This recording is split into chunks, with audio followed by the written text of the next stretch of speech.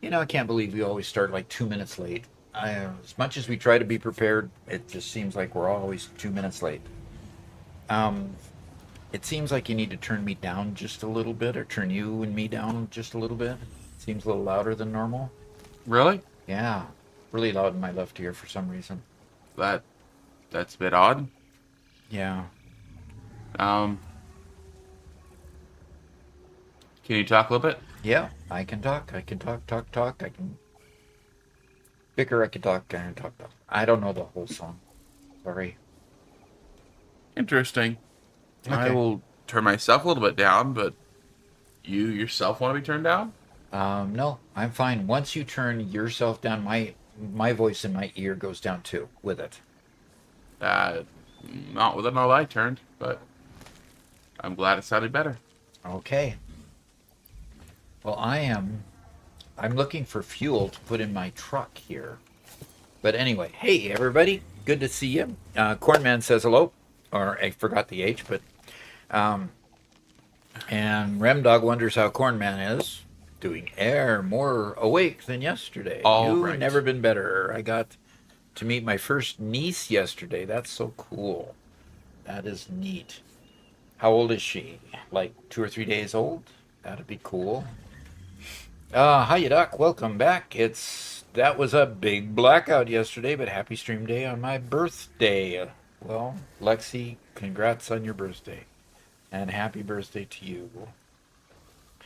All right, Farmer for Live. Morning, how you doing? Good. 1 day old. That's pretty cool. That is pretty cool. CPA Kevin says happy birthday. Thank you. Turned 37. Gosh, 37 sounds really good right now. The 68-year-old body is just not doing what it could at 37, and I could work rings around people at 37 and just can't do anymore. That's frustrating.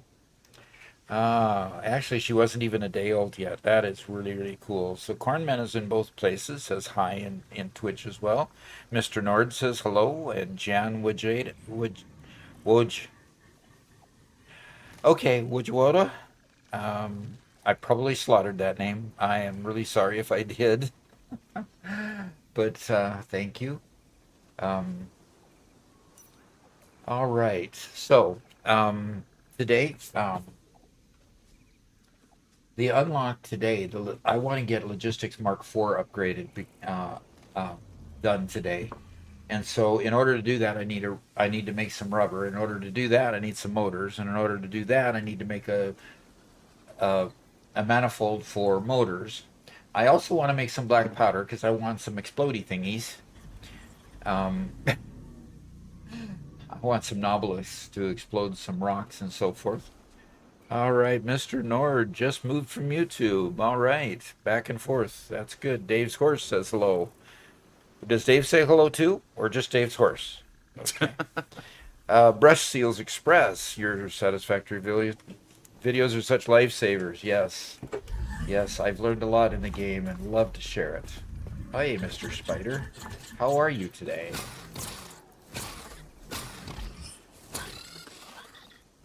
Thank you for giving up your wonderful remains. Okay. All right. What can I fuel this tractor with? I've got it. I'm surprised I don't... Maybe I have some coal in my bags. Let's see if I have... Nope, no coal there. And... Am I going to have to run this? I want to drive back. I don't want to walk back. So I guess I'm going to fuel it with... Oh, I can fuel it directly with my cilia? You could. Okay, 20 megajoules there versus 450 megajoules there. I guess my cilia is not a good fuel. Oh, that's the best I'm going to do there. So I'm going to drive the truck back. You know, I think that stack of leaves could probably get the tractor to, I don't know, the end of the foundation, maybe? Yeah, maybe. All right, let's get in the tractor. Basic Database says, howdy. Basic Database. Oh, after... And Tenitachi says, howdy Doc, have a productive stream, and thanks for the nuclear energy video. Okay, I hope that helped. Yeah, I hope that helped. And Lexi asks, what happened to the Caterium mine you found? I found it. Oh, look at it over here. Come on, just go up over it, would you? There we go.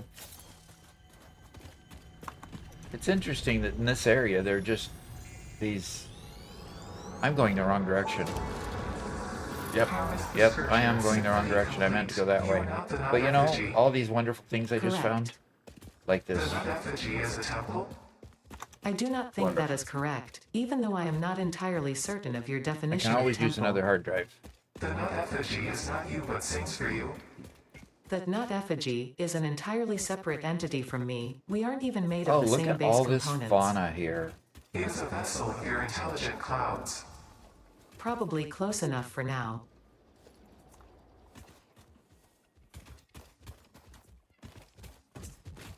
Ah, got some computers, yay.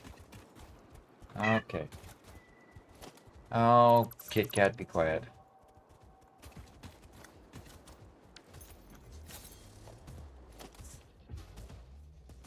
My sister's cat, who she brought over when she moved here, used to be pretty standoffish.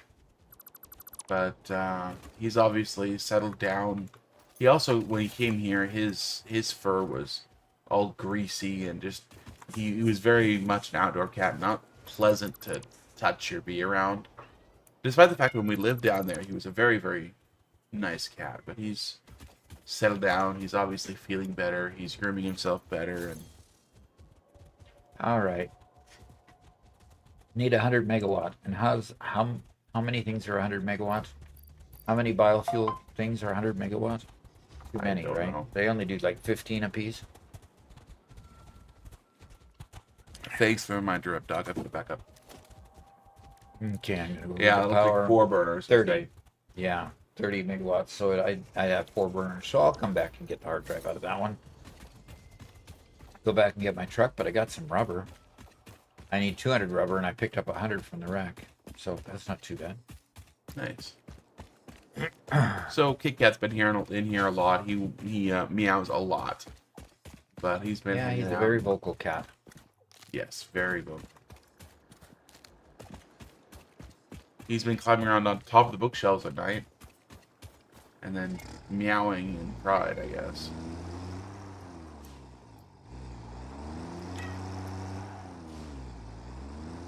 Cornman asks, "What do you call a well-balanced horse?" I don't know. What do you call a well-balanced horse? Stable. Stable.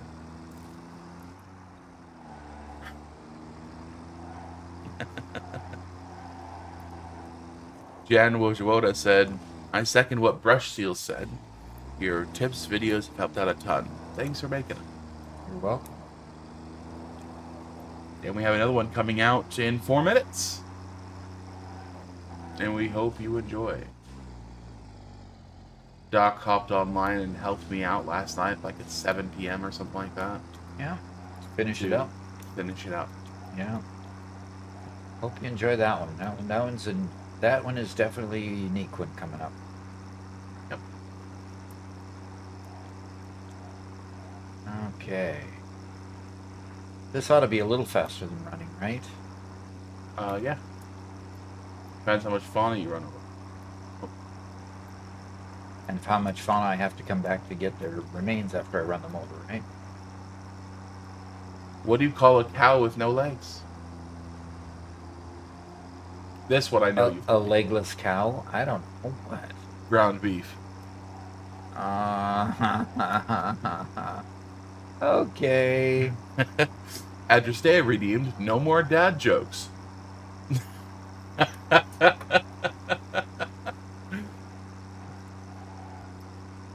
No more dad jokes, huh? That's too bad. Dad jokes are so fun.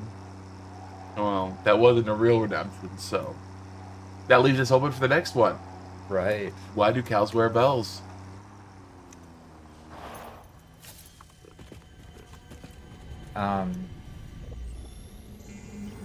I don't know. So you can find them? So you can hear where they are at? Because their horns don't work. Oh, gee. Okay, should have got that one. At least, Doc, you're giving all the right reactions. Oh.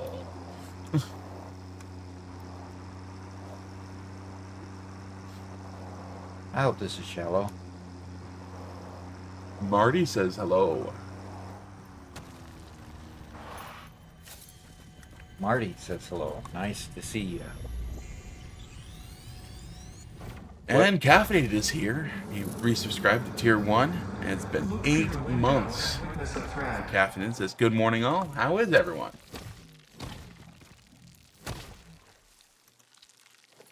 Everyone seems to be doing well at this point. We have a happy birthday girl online. Lexi is celebrating a birthday. Yeah. So I'll get out of here before they fumigate me. Hop back in my steed. And which direction do I want to go? Not that direction. I'm gonna have to go overland a little bit here. And Artin Silamani says, good day, sir. Hello, hello, hello. Oh, I want to go that way, but am I gonna be able to get over this land? And apparently it's Caffeinated's birthday tomorrow. All right. Well, I'll celebrate my birthday online with everybody too, when it happens. Oh, stop dethroning, could you? I sent him a rock. I don't know if I'm going to be able to... Stop pressing that button. Well, that would help, I'm sure.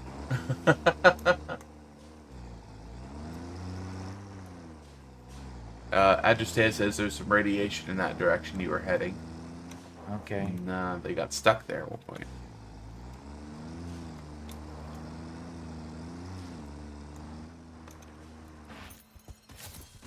Marty says, I started playing Satisfactory 2 days ago since I was stuck at home being sick and needed something to pass the time. Oh. I had no idea that I'd get so obsessed. Yeah, it's a pretty cool game. Oh, is there a Satisfactory GeoGuessr level? There has to be, right? If so, Docs should totally play. You think I'd actually be able to figure those out? Probably. I've been over most... I mean, it's you're scored on how accurate you are. Uh-huh.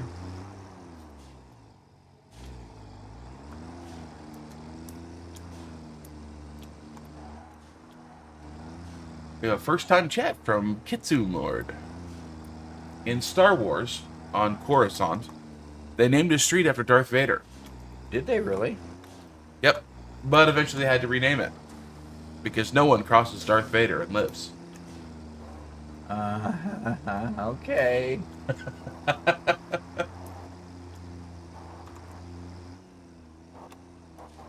I'm getting here. I might have to deconstruct my my tractor when I get here. Maybe it wasn't any faster to go with a truck.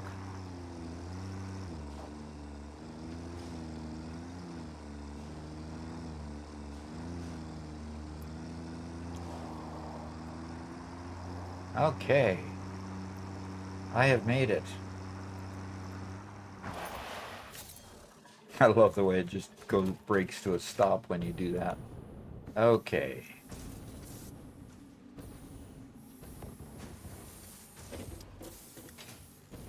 Nighttime for a minute. Okay, we have a comment from Penitachi. Okay. He said, I'm building a magnetic field generator for the space elevator. I just want to ask what alt recipe you recommend for versatile framework and control rods. For versatile framework and control rods. I have never used an alt for either one of those. So, don't really have a recommendation there. I could check my spreadsheet, though. I've got a full spreadsheet of all the alternate recipes in the universe. In this universe, anyway. It says I've been playing for 2 hours. Come on, I've only been streaming a half hour. I walked into the studio this morning and Doc was already grinding. And loving every minute of it, of course. Okay. Artin asks, small question. And now that the space elevator is finished in the members server, what's the plan for the server now? I'm not sure. I'd like the community to tell me. All you members and subscribers in Twitch or members in YouTube, because you're the ones that play with me. You want to start over again and do something different, or do you want to keep building on that instance? Let me know. I need the votes. Need to have you tell me what you want to do.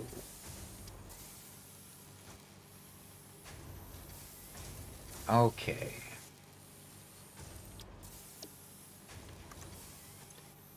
And Andres says hello. Hello to you. Okay, an actual organized mega on Paradise. You mean Organized? and how do we keep Mega Meaty Bacon Man organized? Come on. I don't know If you have the secret for that one, or maybe just give him his plot of land over there to have fun on. Corman_XD was the first. Oh, we do have that, huh? Mm-hmm. And the autoconnect paused as soon as it said that. Cornman XD was the first. He was. Mm-hmm. Brush Seal says, I started playing Satisfactory 3 weeks ago. Already 585 hours in.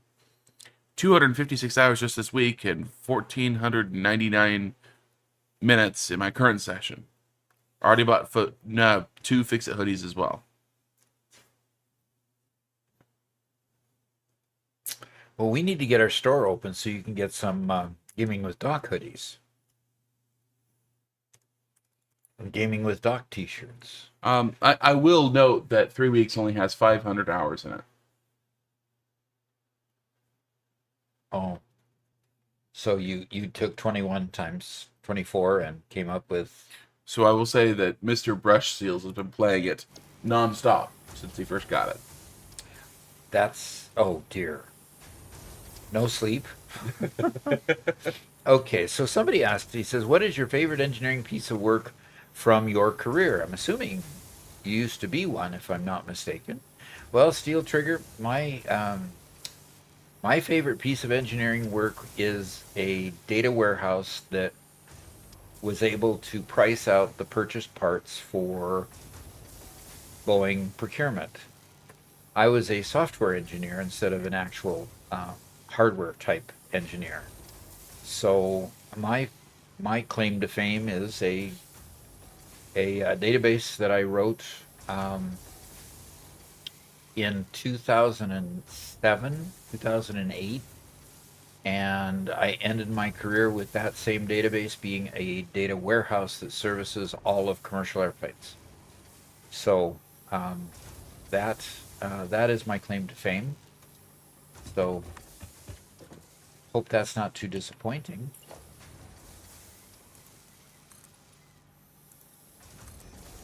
I wanted to fill this gap so many times. I felt like I had to go around all the time to keep from falling in this gap, so I'm just gonna fill it in. Kitsune Lord says, I can't wait for this game to release on console. Been waiting for it for a long time. Really? On console. Gosh, I can't imagine. I don't even know where my gamepad is. It must have been kicked off by one of my cats. I can't imagine playing it on a gamepad. I have a hard enough time managing all the keys you have to press, on a regular keyboard or a gamepad. This is another gap I'd love to fill, but not now. Okay.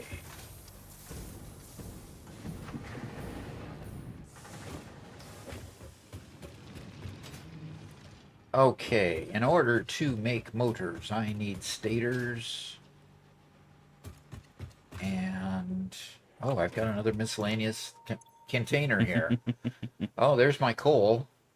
I grab a couple things of coal and I can drive my... Stay-at-home dad gaming says, you genuinely deserve your happiness and success. It was kind and intelligent people and teachers like yourself who had me pursue a degree in physics. Yeah. This game scratches that itch in my brain. It does. It does. Because, calculus-based physics was my favorite class when I was going to school. Okay, and I was preparing to be a hardware engineer, computer hardware engineer. Um, and the University of Washington would not allow me into the College of Computer Engineering because I didn't have a 3.8 GPA.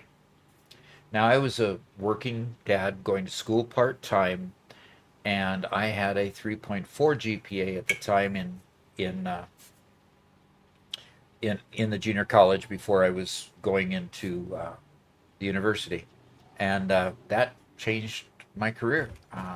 Not being accepted into the college and having to retake and increase my grades in several in a couple calculus classes is what brought me down.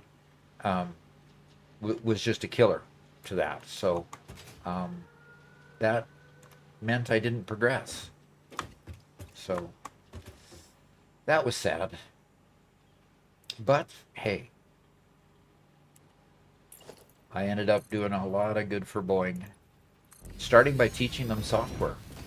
My entrance, my toehold into the company was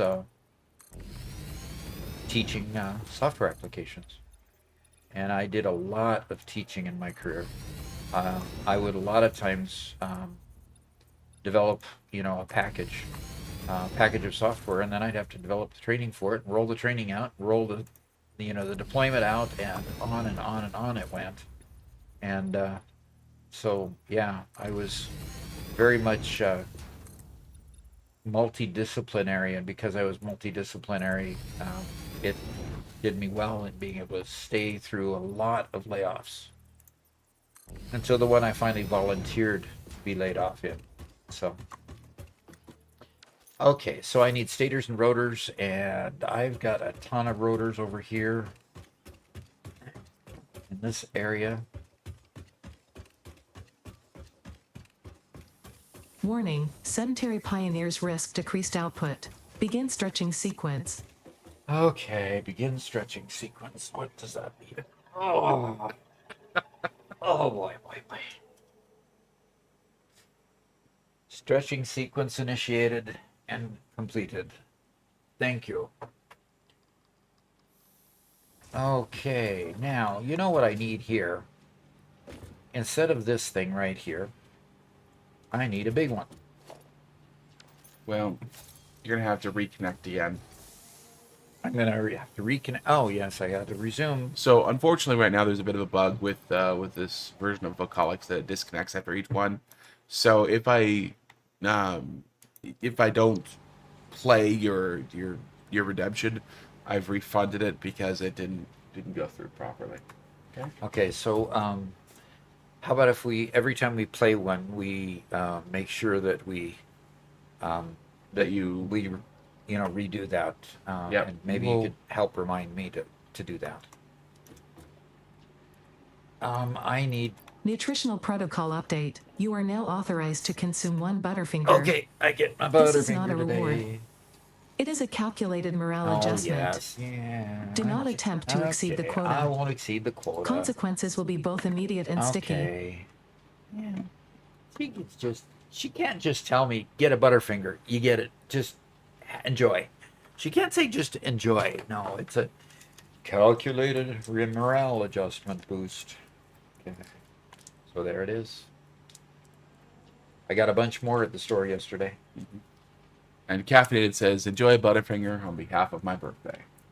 Happy birthday to you. Yes. 2 birthdays in 2 days. We're not going to be online to celebrate Caffeinated. We're going to have to say happy birthday to him on Thursday, but a little bit belated.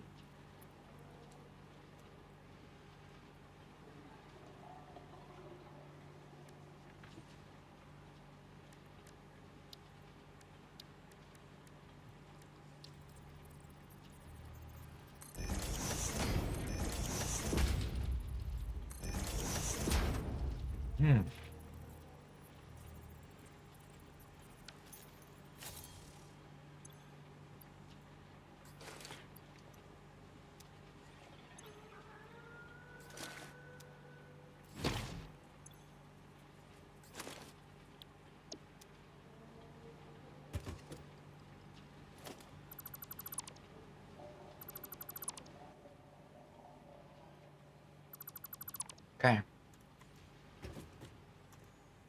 all set, ready to put a full-size storage container in there. Yep, good. Caffeinated says, it's okay that you won't be live on his birthday. By Thursday, I'll have cake to shovel into my mouth while in chat, so that works for me. Okay.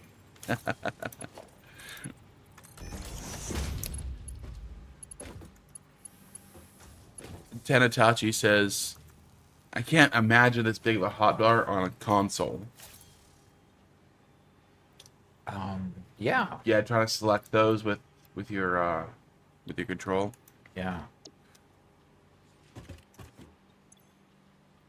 All right. And Tanatachi wants to know, what's your favorite item in Satisfactory besides the mug? Besides the what? The cup. What's my favorite item? I love the statues. The way that you can buy in the awesome shop eventually when you get enough points. I love all the statues, and in my Gigafactory world, of course, I used quite a few of those statues. And we had a few homemade statues too. Whitestone Industries made us a fantastic statue. And Mega Meaty Bacon Man made a statue of a Minecraft character that we have in our main hub area. So, that's pretty cool. All right. Okay, now I just have to reconnect this bottom one here. And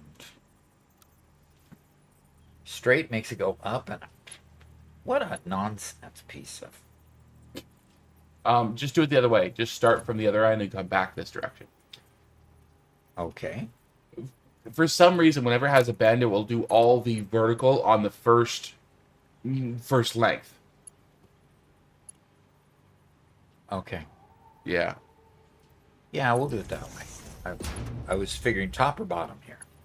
And now I can go out the top to go out this direction. Bring them to my new...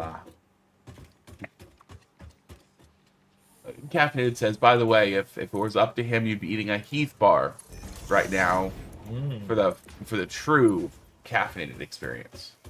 Apparently, that's his favorite. That's his favorite, huh? Okay. Heath are pretty good. I cannot remember what a Heath bar is like. Cannot remember. Okay. I need to bring it over to there, I believe. So I'm going to bring it one more length, and then I'll...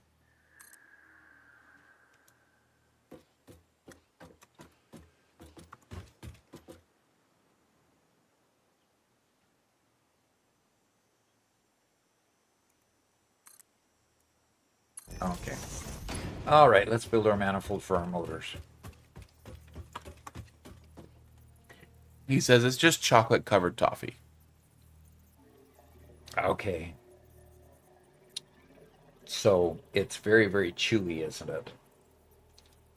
That's what I remember of it, yeah. Okay.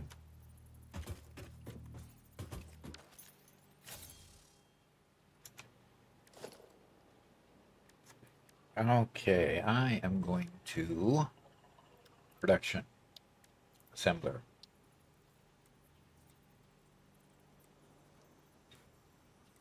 There we go. Boom. Well, I found a version of GeoGuessr for Satisfactory. Oh no. That's pretty good. You did. Yep. I should have begged you off of it first. At first. I don't want to be embarrassed.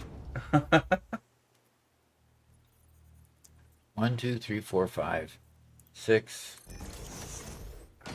Yeah. Making it even 8. Tenatachi thought that the best item in Satisfactory is the factory cart or the boombox. Okay, good votes. I can see both of those. Boombox is quite interesting, actually. I have not listened to all the music yet.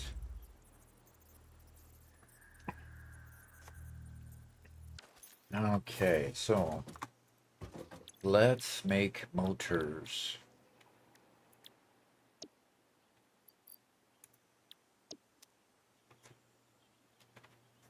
Okay. Control B. B.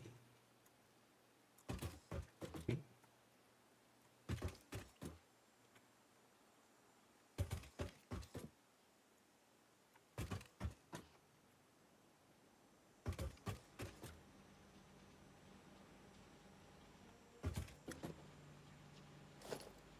All right, logistics. Let's put a conveyor lift on this one. Have it pointing out this way. And there. There. There.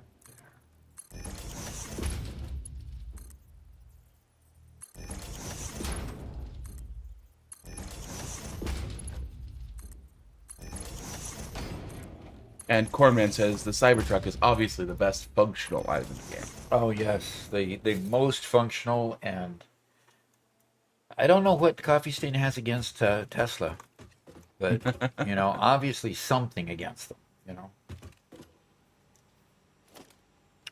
Okay, let's get some splitters here.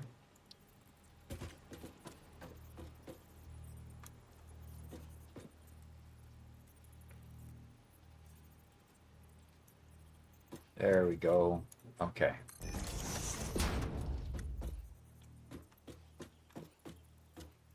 So Brush Seals did try connect their Xbox controller and tried to play the game with Xbox controller, but he said it was just a nightmare.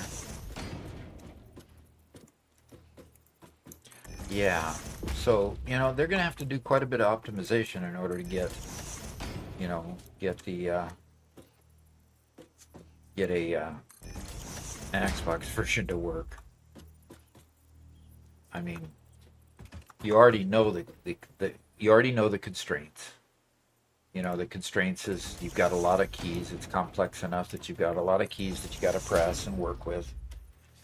And getting to all those keys is going to be interesting to say the least. With Yeah. So yeah, Miles Steele, the Cybertruck in Satisfactory is notoriously bugged. It has square wheels. It only turns right. Your character is placed underneath the vehicle, so it's perpetually bumpy.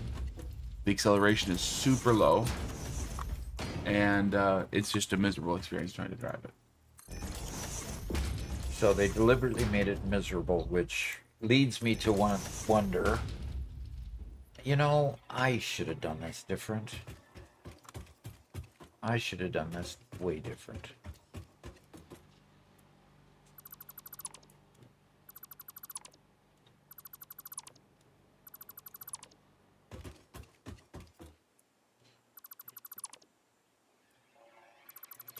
And the reason I should have made it different was I should have come in from the opposite edge. So. All right, we need another pun. Where's the next pun? Cornman, you have been summoned. Yes. I am going to pull it in from there. We're going to go this direction. Whoops.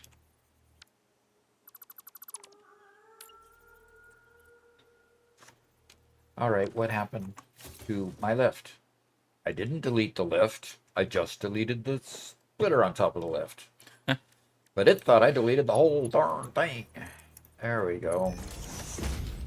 Okay. There we go.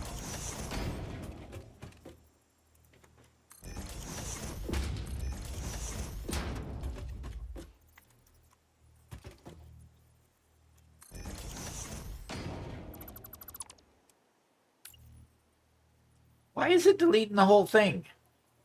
What do you... I'm trying to delete just the splitter on top, and it keeps deleting the whole thing. Yeah. You know what they say about a clean desk? That it's the indication of a Uh-huh. insane mind or something. It's a sign of a cluttered desk drawer. Oh, brother. Okay. I'm really trying. Yeah, I thought your guess was okay. Okay. And there's another one that deleted all of it.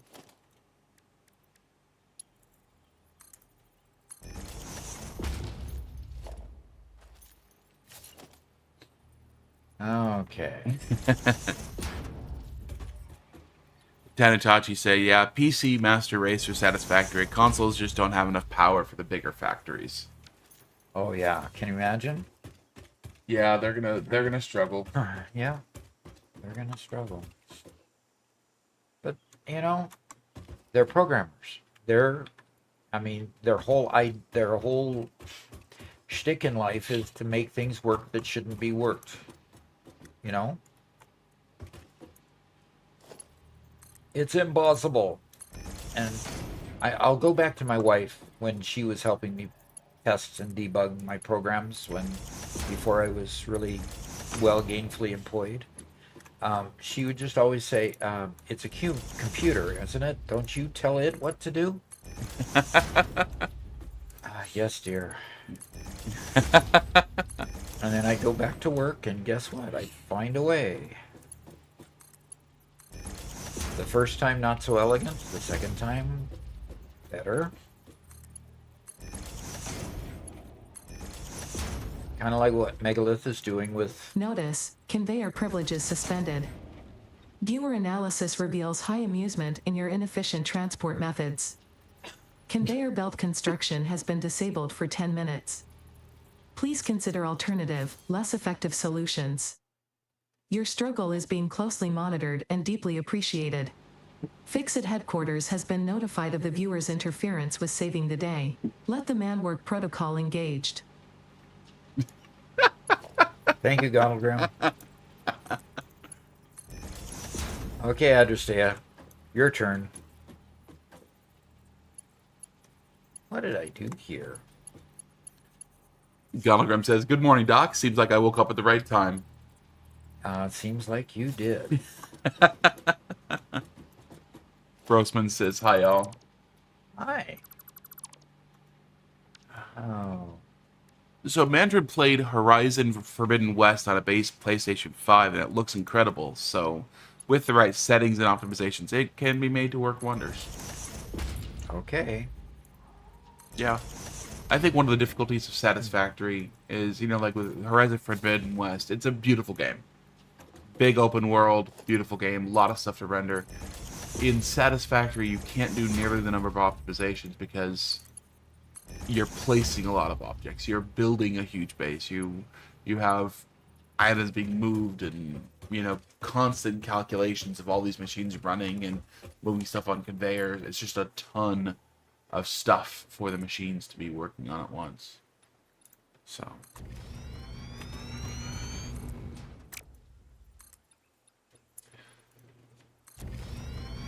Okay, but are you saying that might be a limitation of the box itself, of the compute power in the box?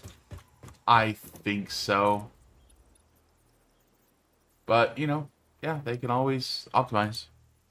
Yeah, we'll see.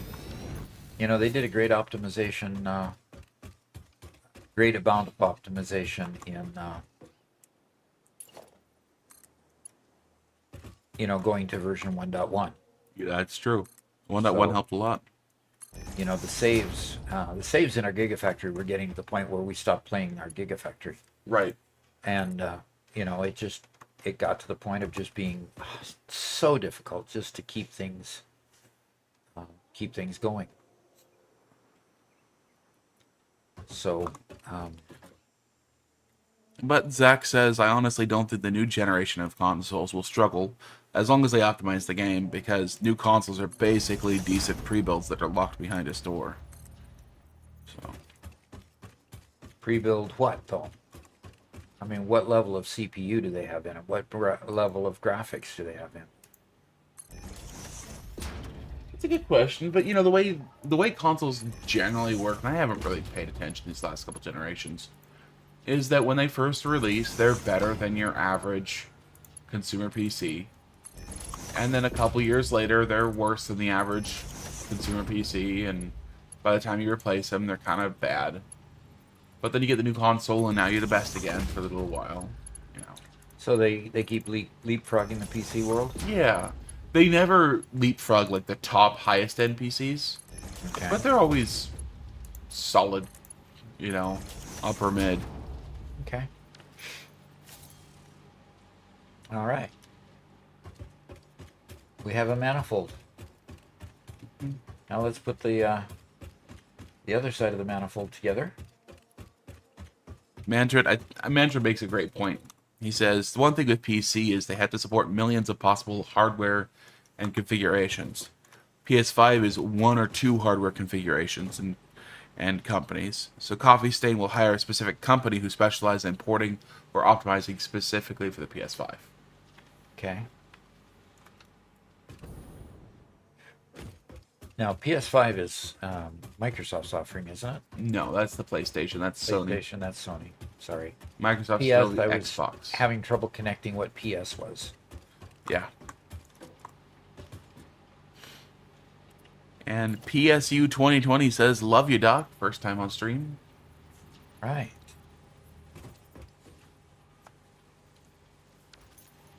First time. Well, glad to have you. Glad to have you first time. If it weren't for first timers, replacing all those people who go on to other games and such, we wouldn't survive as a channel. So that's great. Cornman says, 2 fish are in a tank.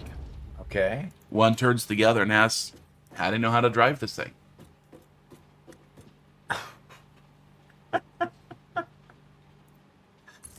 Oh, that was good. And the first fish replies, holy crap, a talking fish. Okay. Yeah. Talking fish. Yeah.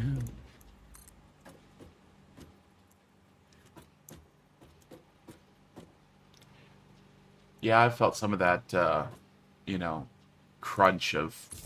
I've always played on PC and wanted to play the best games, but because consoles are generally more popular, so many good games go console first, and that's just rankles me, because nobody develops on a console. You're developing on a PC. Why can't you compile it for the PC first? Come on, man. Grumble, grumble. Grumble, grumble. Yep. Yes, Kitsulon, today is a punful day. Yep. It's a punny day, that's for sure.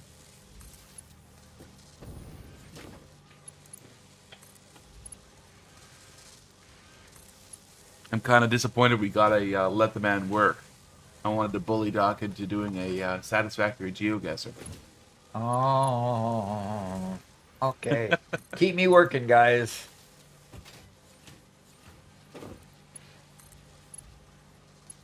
And watch, Robert will come up with a GeoGuessr Ada audio thing. There you go. Well, time to do a GeoGuess. First time chat from Board Barra.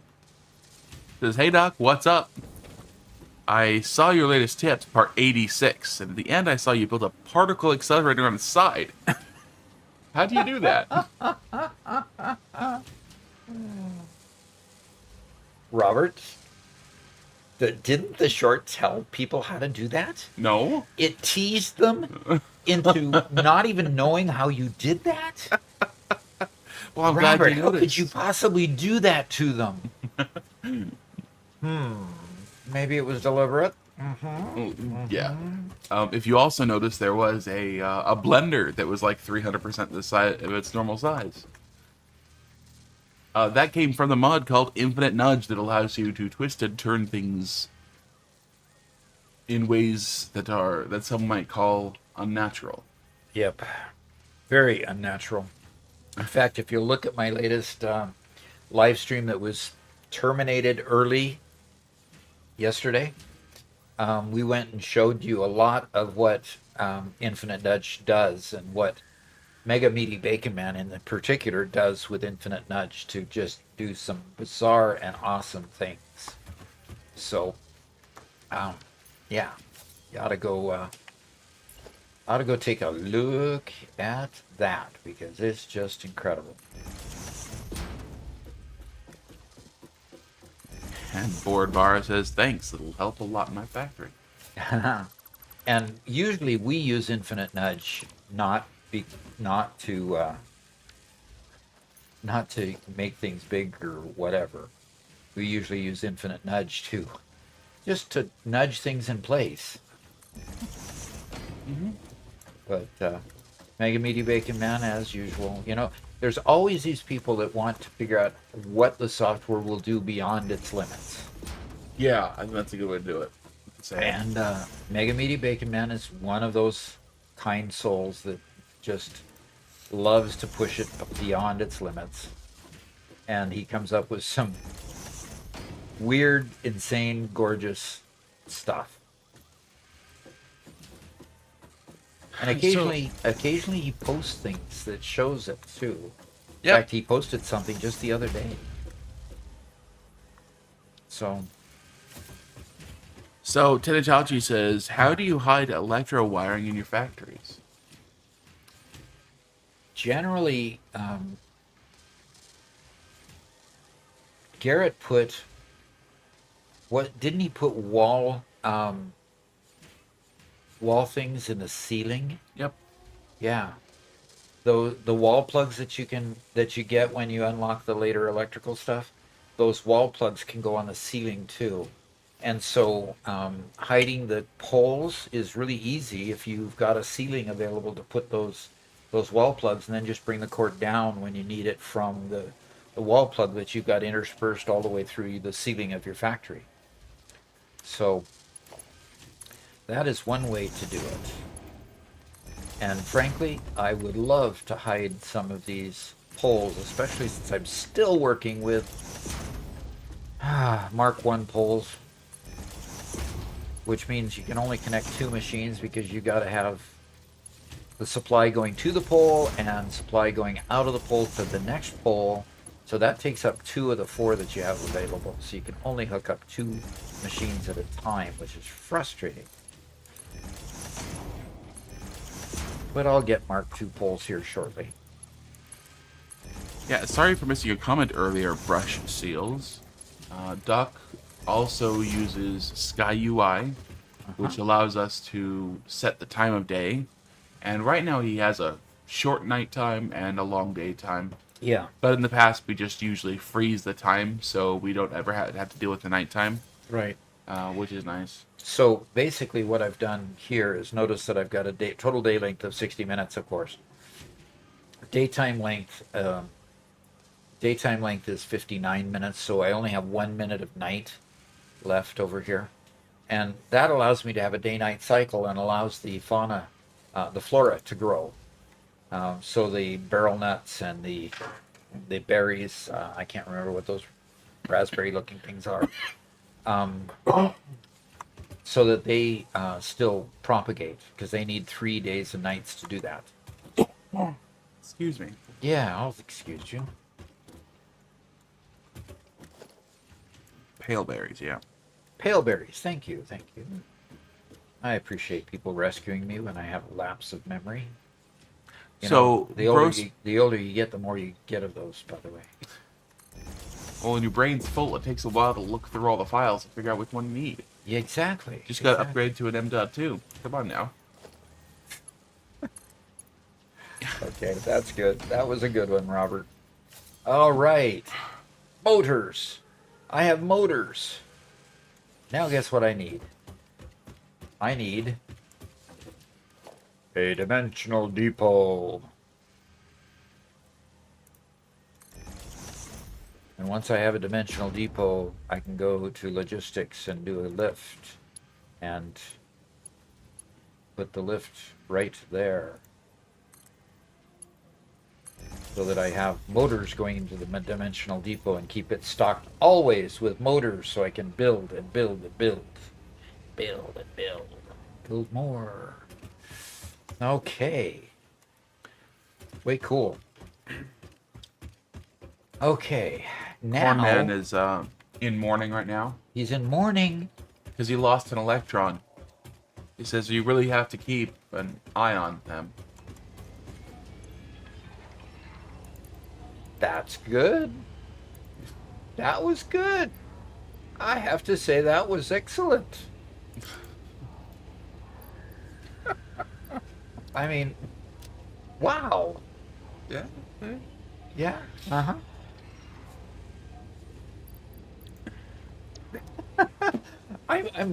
I'm blown away by that one. That one is good. You like that one? I liked that one. I like that. Now, what does he have? His book, and he just turns to the next page. And then... Good question. I don't know. Just got to keep an eye on them, huh?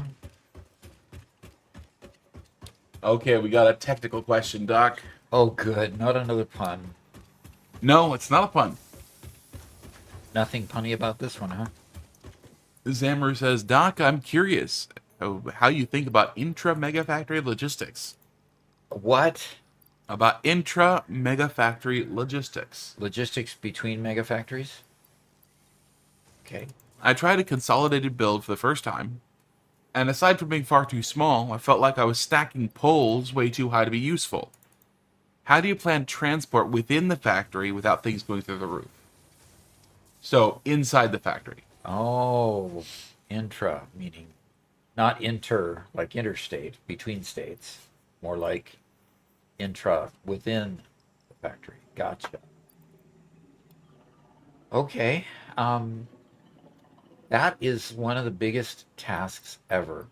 One of the reasons our mega factory, in our gigafactory build, our mega factory kind of failed and we started building a gigafactory totally elsewhere, was that the logistics became a nightmare.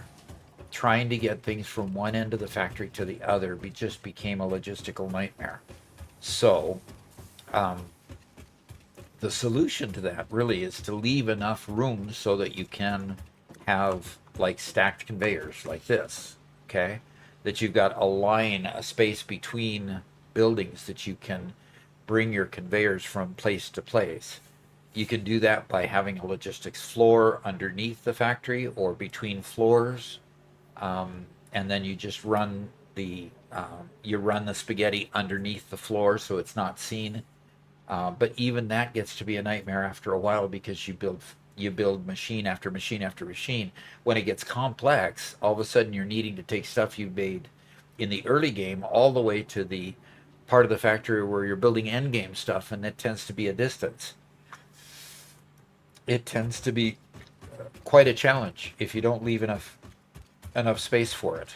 And it's hard to plan enough space, to be truthful. Very difficult to plan enough space. So all you can do is plan a whole lot more space than what you think you need, and hope that suffices. But the idea of a logistics floor either under your factory or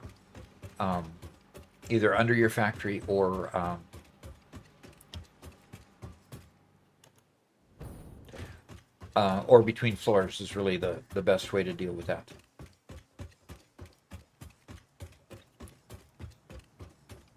Okay. I want to see in the alien technology if I can unlock at least one more of those. I think I can. Just a second here. I'm going to go over to the crafting bench, and I think I can craft a bunch of SAM fluctuators. Yes, I can. So I'll craft a bunch of SAM fluctuators. Now that I've got the recipe for SAM fluctuator, I ought to go out to where I am making the reanimated SAM and build SAM fluctuators and put a depot on top of that so I can have the SAM fluctuators to work. For now, I'll just build a whole bunch here and we'll call this good, maybe.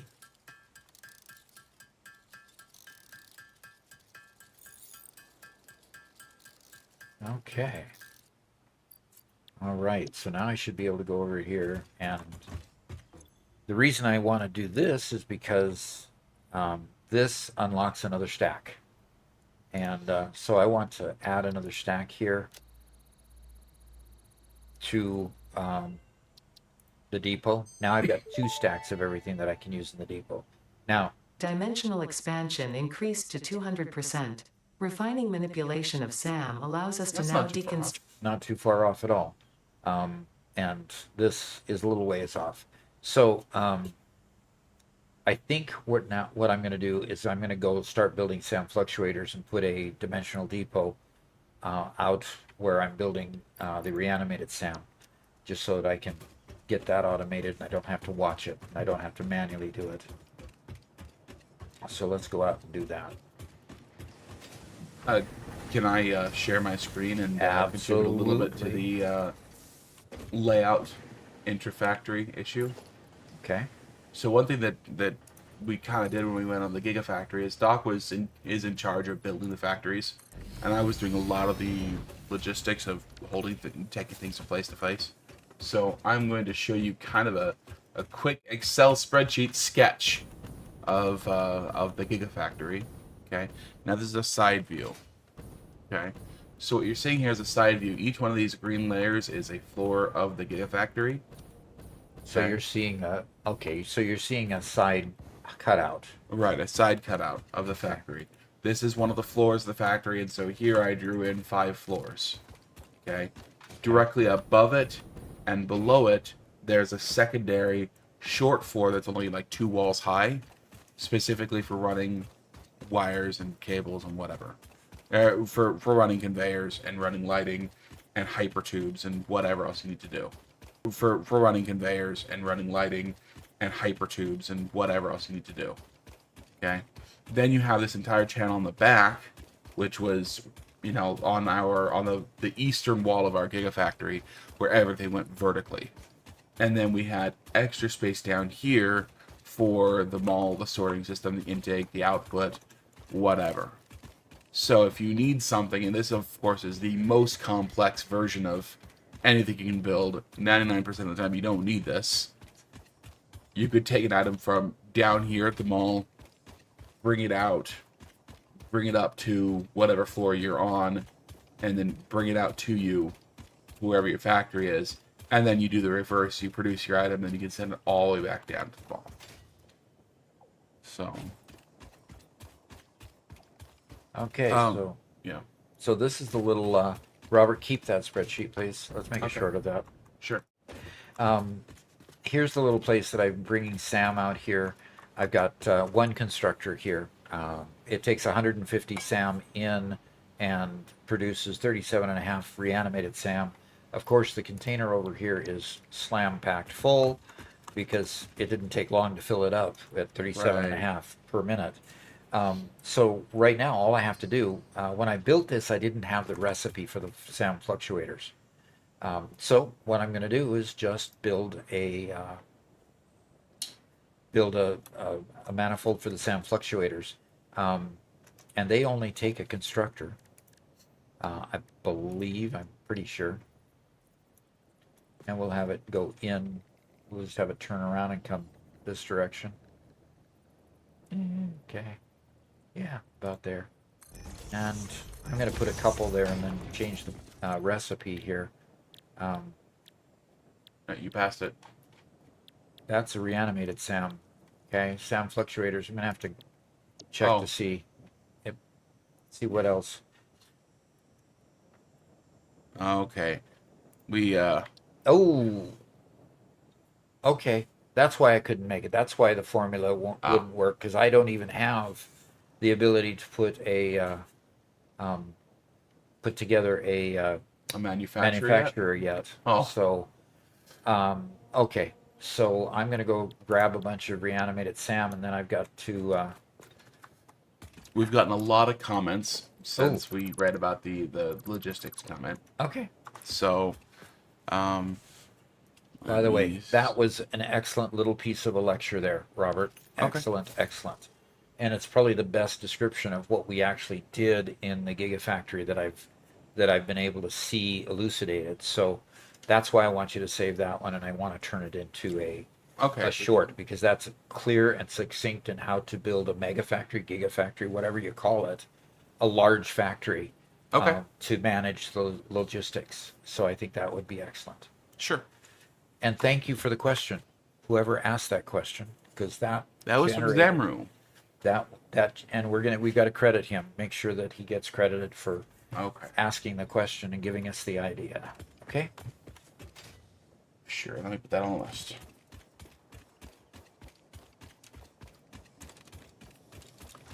The I mean, when we say that this channel really is audience or subscriber directed, it really is. It's questions like these that generate thought. That it's all a collaborative effort, and I really appreciate the ability to collaborate and get a lot of these ideas out so we can get shorts out for folks. And I do have a hypertube network, by the way. I worked on this a little bit off stream, and I love the twisty bendy sort of new abilities that they gave us for shapes of these. Oh yeah. The flowing, just feel like you're in a really I'm gonna good- read some comments now. Okay, go ahead and read some comments. I'll You can stop enjoy that your way. hypertubes later. Okay. So Caffeinated says, I can't believe I got fired from the calendar factory. I only took 1 day off.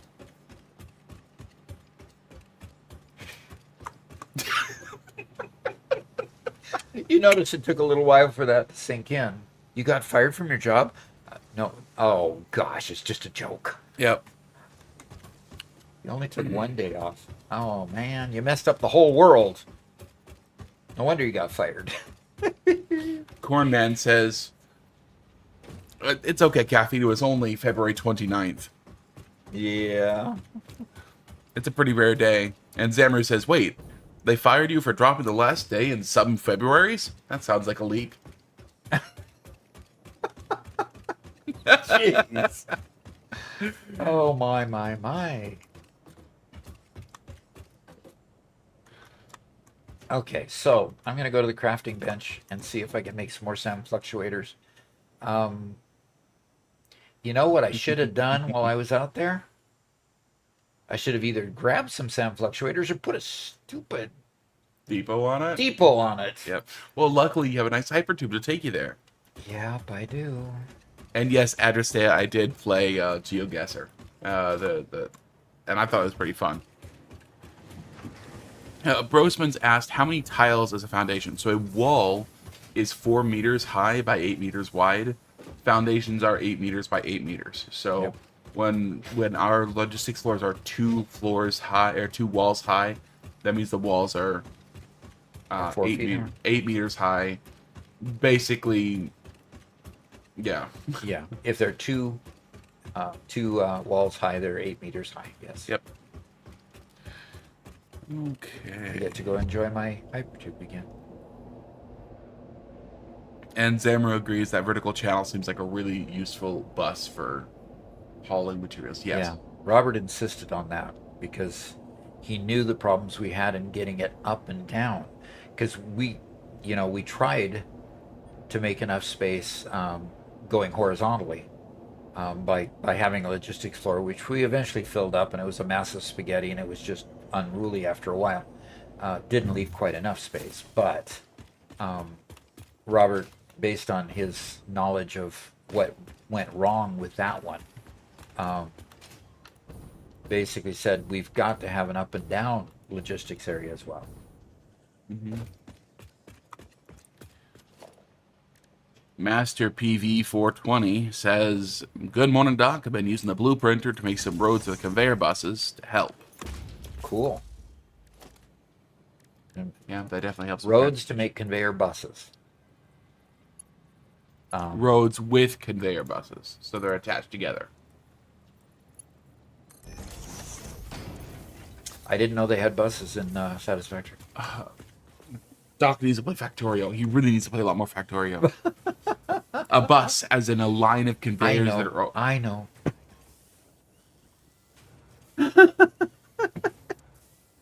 How quickly I can exasperate Robert. So, Brosman, 8 meters, that's just for the logistics floor. So, each full floor has 2 logistics floor. Each logistics floor is only 8 meters. And Dark Shadow is here. Hello, hello. Good to have you. Dark Shadow. So yeah, Master PV hides the conveyor bus underneath the road. Uh-huh. Good. That is neat. Yeah, I've seen some road designs like that where they build it in concrete and have this concrete opening in the bottom of the floor so that the conveyors have a path. And that is really, really neat. I need to do a lot more of that standardization by blueprint than I currently do. I just unlocked the blueprinter, so I should probably start at least making the smaller blueprints.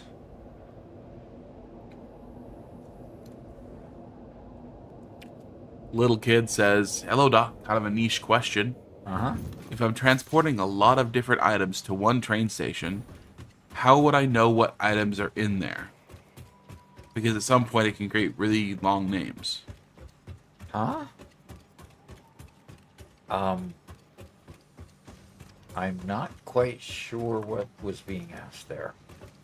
You Yeah. create long names. That I don't know what the long names thing means. yeah. But the first half of, what do you do when you have a lot of different items going to a single train station? Yeah. How do you Well, handle make sure that you separate them by the different freight cars to make sure that the each freight car brings only one type of product, or if you're Mega Meaty Bacon Man, you just don't care how much gets loaded into a single freight car. Then on the other end, you just use a smart splitter to split them out. So, There in you fact, go. my first playthrough, my Release 8 playthrough, just before Release 1.0 came out, that playthrough, I brought over a train that had it all mixed up in the cars, and I used smart splitters to split them out and put them in the mall. So I had the freight car picking up from several places, and just I didn't care about them being mixed up. So, and with them mixed up, just a smart splitter takes care of that once you unlock the smart splitter. Solar Flare asks, why did the plastic go to therapy in Satisfactory? Because it had too many issues with its resin and couldn't refine its feelings. Okay, that's okay. Are we? I mean, we could put out a book. Yep. I mean, we could put out shorts saying the punny aspects of Satisfactory. Hello, Solar Flare. Good to see you.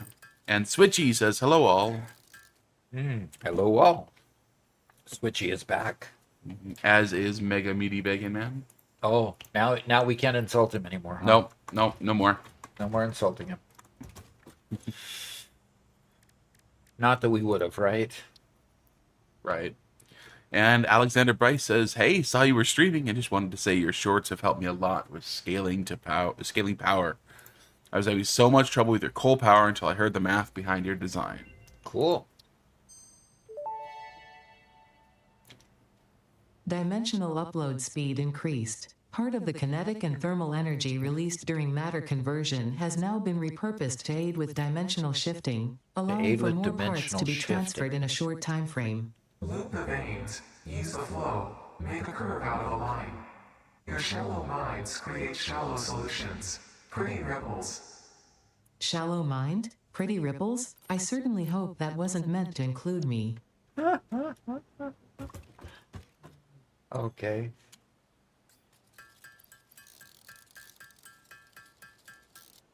Okay, I need to get up to 103 of those. So Bacon says he logged in just in time to hear the train slander about how he organizes his trains. oh no. The train slander, he calls it. Oh dear, Uh-huh. oh dear, oh dear. Tenatachi asks, Doc, will there be a video about planning the factory? Um, well, I think we're getting enough. Yeah, that's why I said save that spreadsheet, because I think we could build a short on planning the factory. I think we have 2 other shorts about planning a factory Yeah, that are also good, but they're a little bit different focused. yeah. But we could directly focus on, how do you plan a factory to be effective so that when the spaghetti grows, it's somewhat manageable. Yep.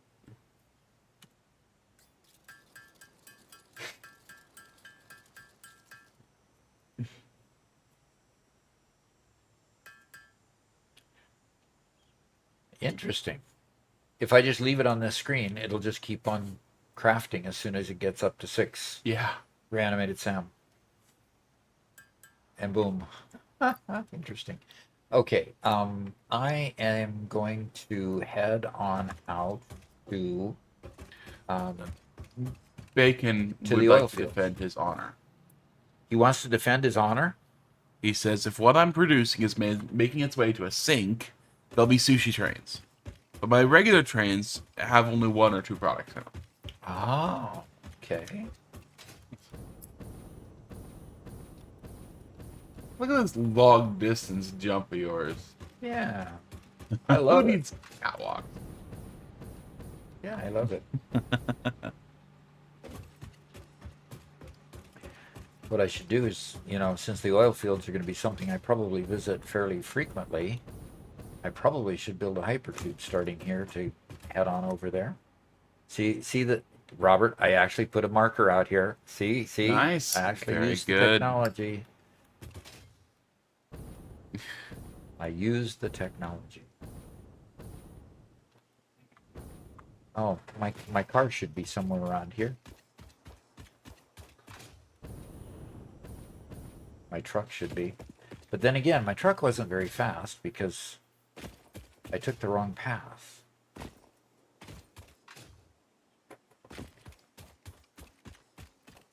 Let's see if I can get on the right path.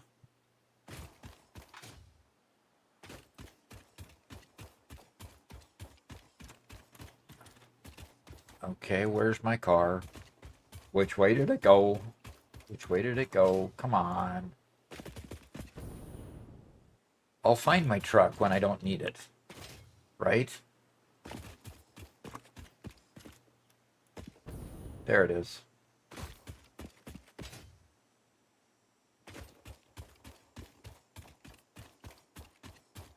Okay. Found my truck. You guys taught me how to make efficient spaghetti. Yeah, I guess we did. Do you make efficient spaghetti now? What he needs to. When he needs to. When he needs to. Solar Flare says you should set up some liquid biofuel. If I had the recipe, I would. I just don't have the recipe yet.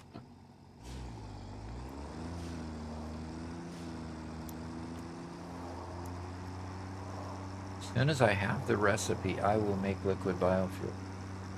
I'm not going to be able to go under here, I bet. So Tenetachi said that he asked about the organization because his factories always begin organized, but then end just as spaghetti. Yeah, that's kind of normal. Yeah, I think that really is. It's kind of normal until you get really well versed in how to lay them out to begin with, and then they get better. But they just get better. They don't get perfect. Yeah, I think that's absolutely true because, in our mega factory, it was really good for a long time and it's now just full of spaghetti. Our gigafactory is still really good right now. But if we were to actually rebuild everything in the gigafactory, it'd probably become pretty good spaghetti by the end. So...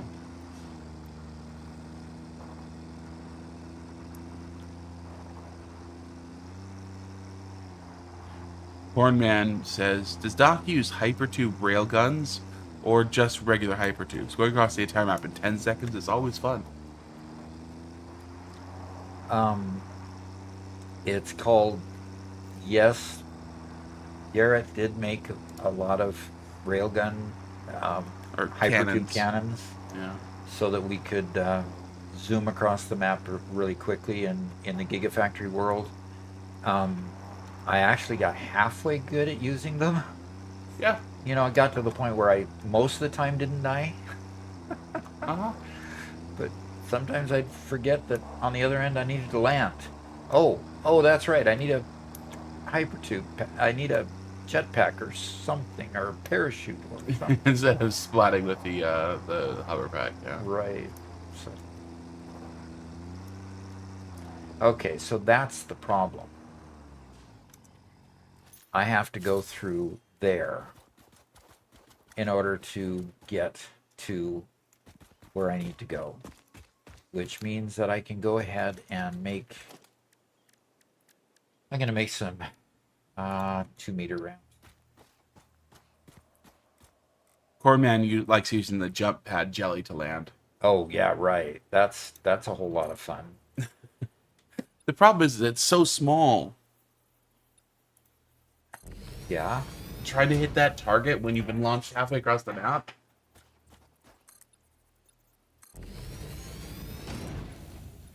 And Bernie Pix is here. Says, "How's the factory coming along, Mr. Doc?"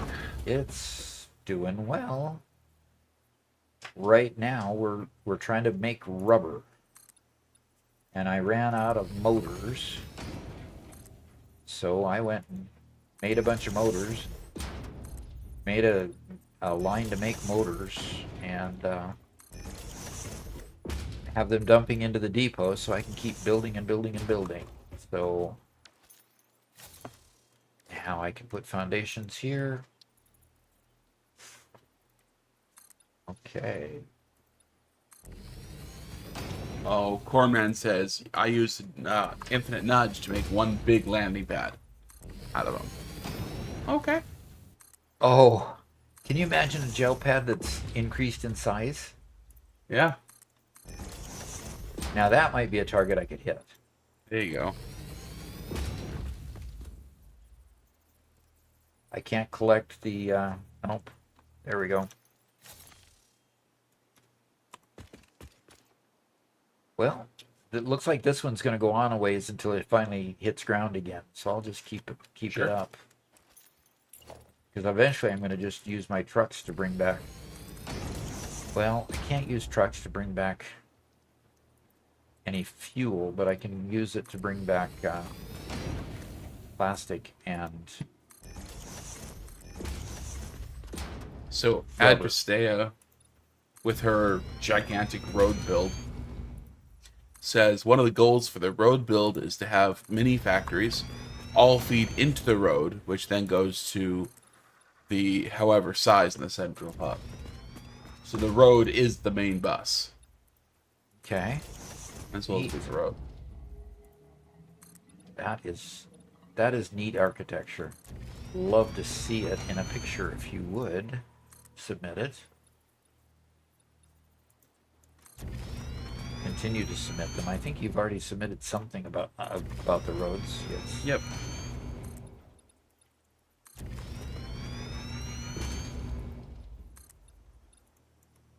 Okay. All right. Now that takes us right up to there. And filled in this whole thing with concrete. Now somebody can accuse me of paving the wilderness so that we can keep progressing.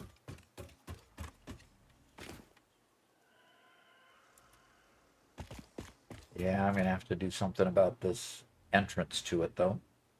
Because, okay. Yeah, I'm gonna have to do something about the entrance to it.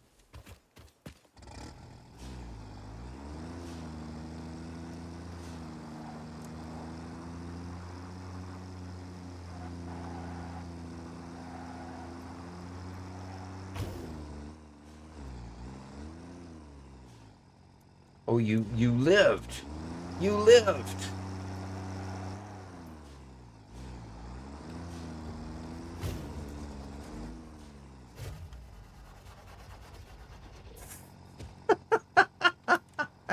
It lived.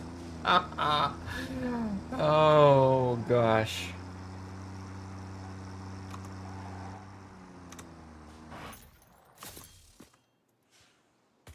Okay. Back to my build. So this is my oil refinery at this point. Now, it doesn't have power yet. I haven't even brought the power to it. One of the goofy things, the horizontal to vertical pipes allowed me to do this kind of a bend in the pipe. So that made it work. That was kind of a neat thing to find. I was looking for a way that would not clip the foundation here. Because the foundation, of course, if we build a wall here, the foundation basically, went up that 4-meter wall. So I wanted it not to clip that. So, all right. Do we have any other comments, questions, things going on? Well, Blue says good afternoon from Scotland. Scotland. All right. I love Scotland. And Tanatachi says, are you planning to build a little lizard doggo farm in this safe? I was not planning on it. No, but like I said in a previous stream, actually yesterday, I believe, that it's probably a neglected part of the game that I have not really done anything with that I probably should. So, okay, these are the outports there. And Remdog wonders who gave you a driver's license. On this world, supposedly, I'm the only human. And since I'm the only human on this world, I gave my own driver's license to myself. They just gave me the vehicle and said, drive. And by the way, today's monster was an ultra blue Hawaiian.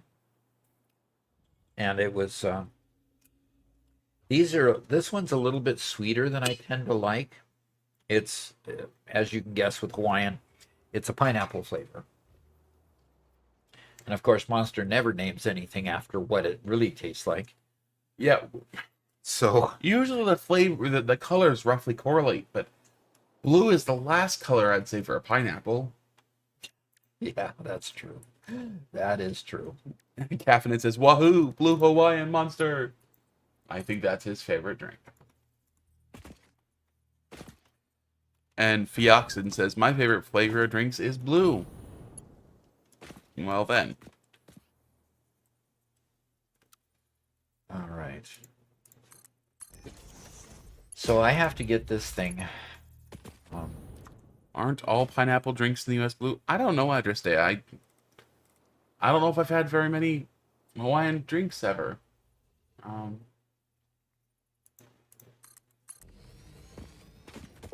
And half misses the ultra black with cherry taste. With cherry, huh? I've never been a fan of cherry flavors. You know, like Dr. Pepper and stuff.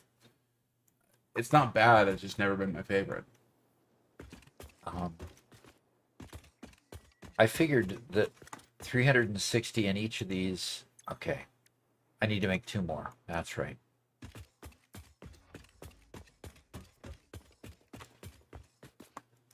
And I don't have smart splitters opened up yet.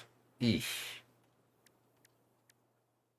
That means I'm going to have 2 truck stations. 1 for each item. I don't like that. But anyway, that's the way it has to be. So I'm going to produce another. Do you have another comment to save me from myself? No, they're just watching. They're just watching. Please save me. Save me.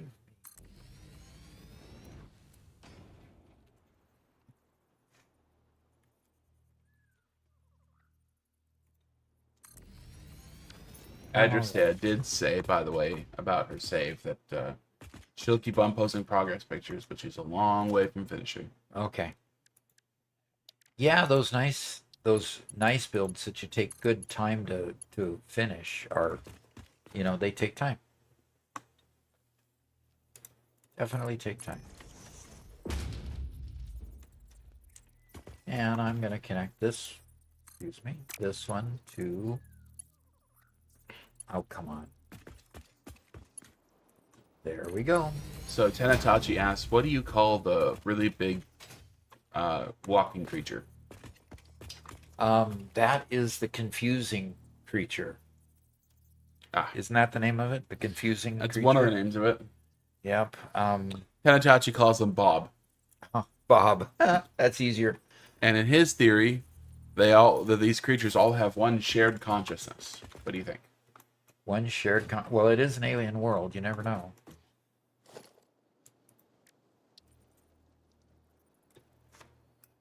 JT asks, how's it going? It's going really, really well at this point. And I just connected the last refinery to my string. I have 1, 2, 3, 4, 5, 6, 7, 8, 9, 10, 11, 12. 12 refineries. I have 360 production, which will fill 12 refineries, doing either rubber or plastic. So now all I need to do is connect up the lifts to get the plastic either into or out of the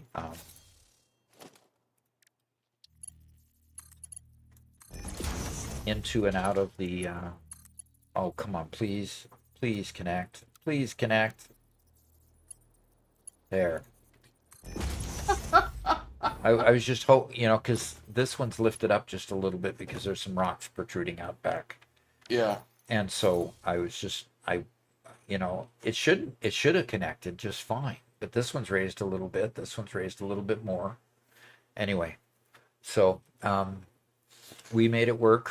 We've got the 12 refineries here. Now the problem is we've got to take it and go from heavy oil that these are going to produce as a byproduct and produce the fuel, which is going to be a pain. Because I really don't have much platform left. It means I'm going to have to probably pump it straight up and build a platform over the top. I'm just not quite sure what I'm going to do with that. But let's get this thing producing some plastic, and we'll deal with the residual oil after we get done getting the plastic started. Which means at this point, I need to connect the outputs.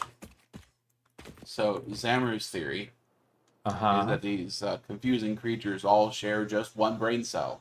Only one brain cell. Only one, which is why they constantly can get tangled up in your stuff. Yeah, like, it's not fun watching one of the confusing creatures just get stuck in the middle of your spaghetti, especially.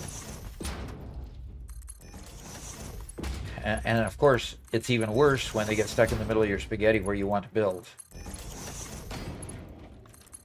Alert, due to increased spectator engagement, conveyor belt functionality is now offline.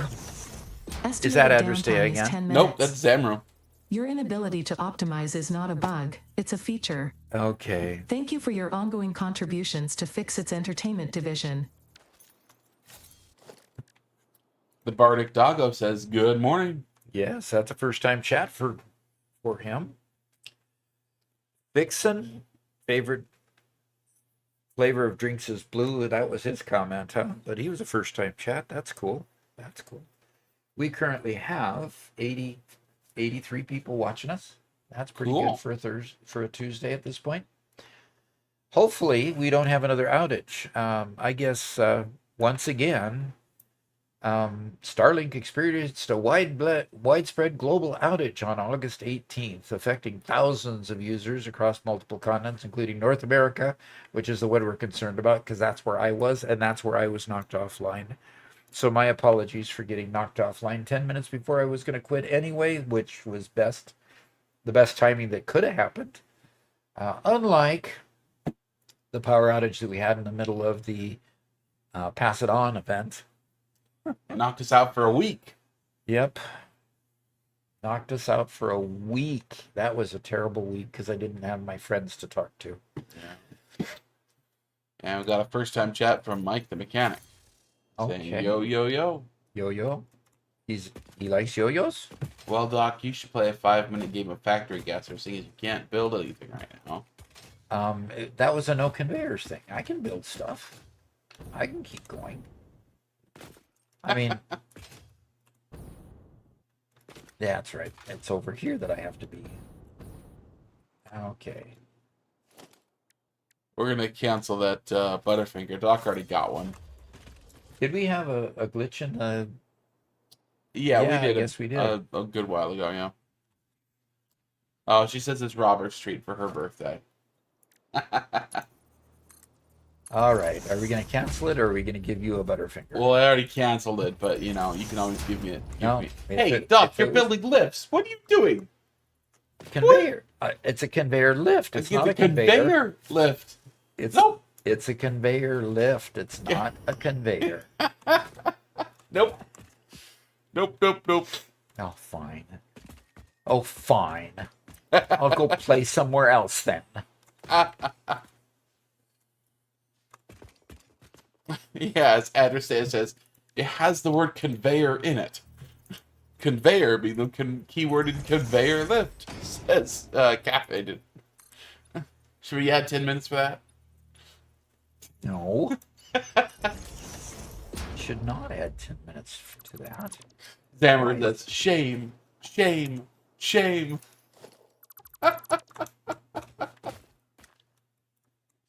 I'm being shamed.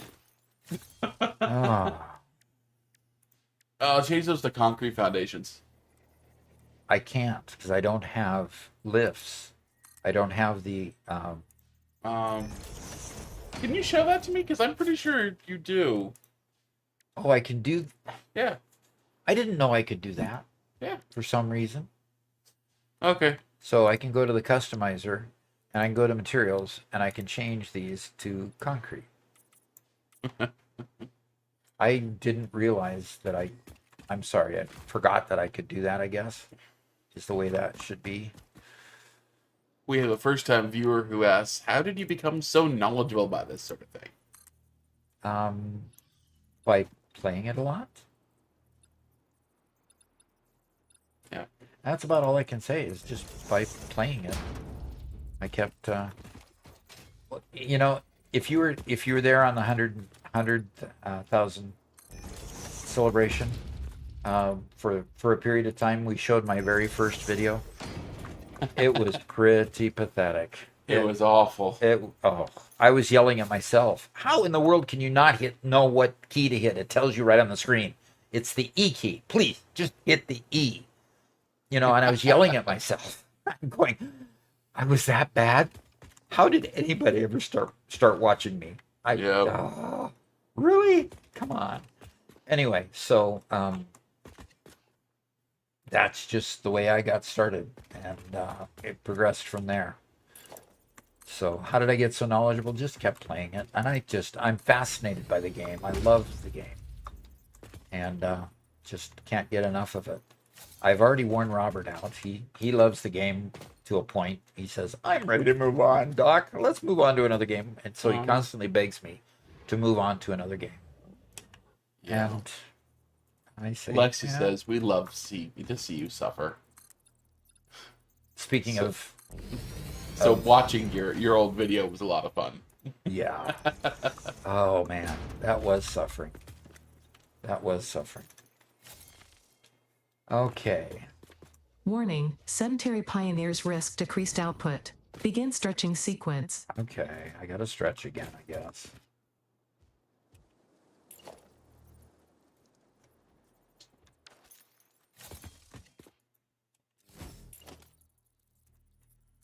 Doc, did that go through? Yes, it did. Oh, It did. And after every one, I'm having to hit resume. you are. But I'm remembering it most of the time, so... Good. Okay, very good.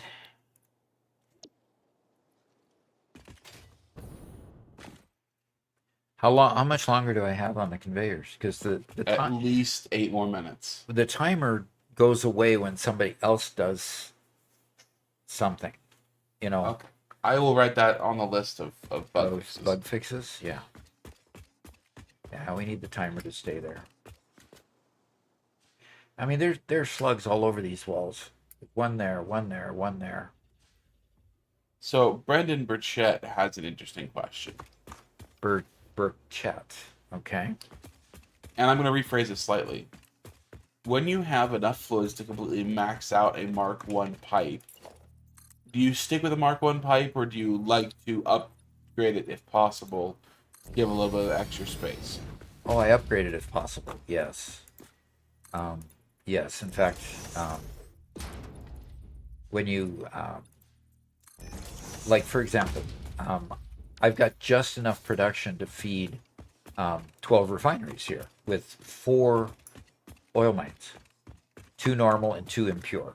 Okay, so that's what's here. There's 4 oil repositories, and I've got 4 extractors, and they can pull without being overclocked. They can just pull that much out of the ground. Now, as soon as I get pipes that can handle more, I will upgrade all of this and put more refineries here and increase production.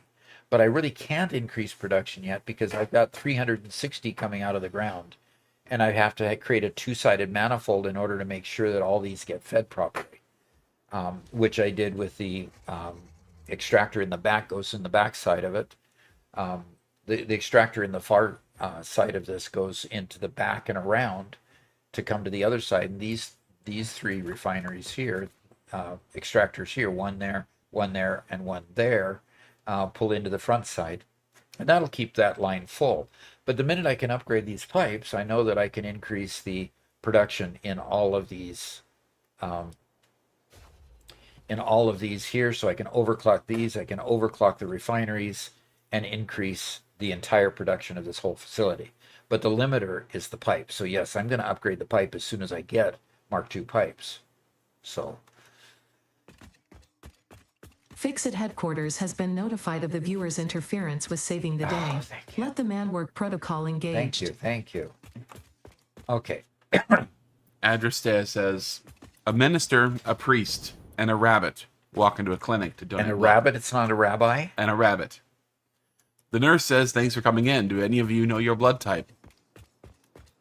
The rabbit looks at her and says, I think I'm a type O.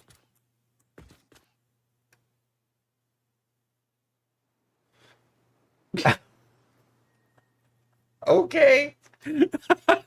Okay. Got it. Sure you're not a rabbi? Okay. Yep. The fact that you called it out being a typo at the beginning, pretty good. Kind of ruined it.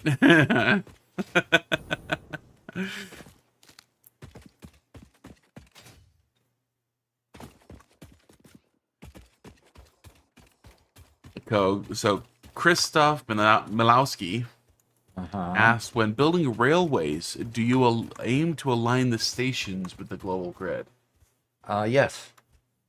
In this playthrough, I definitely will, because everything I'm doing is on the global grid, so that when these things connect, which ultimately they do over time, especially when I'm building so close together at the main part of the factories,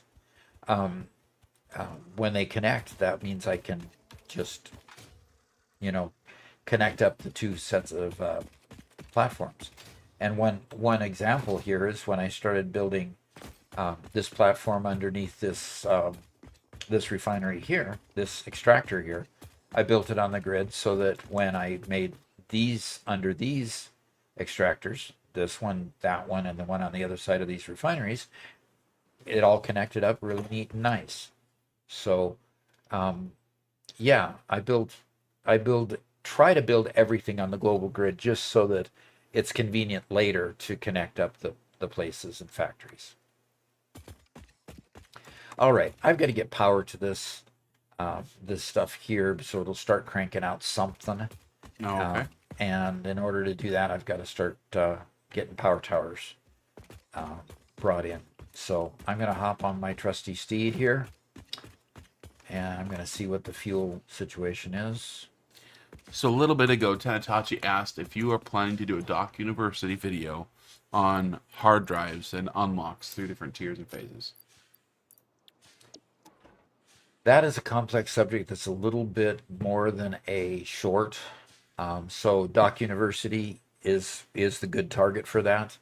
And yes, I've done a significant amount of research on all the unlocks of alternate recipes. I've got a huge spreadsheet that's over 100 lines long of all of the different alternate recipes and where you get them, whether you get them from the MAM or from the hard drives or, other places.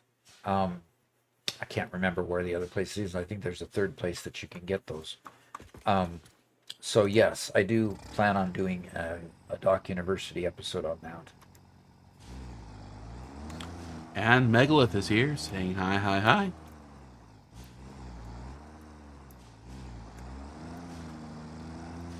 All righty.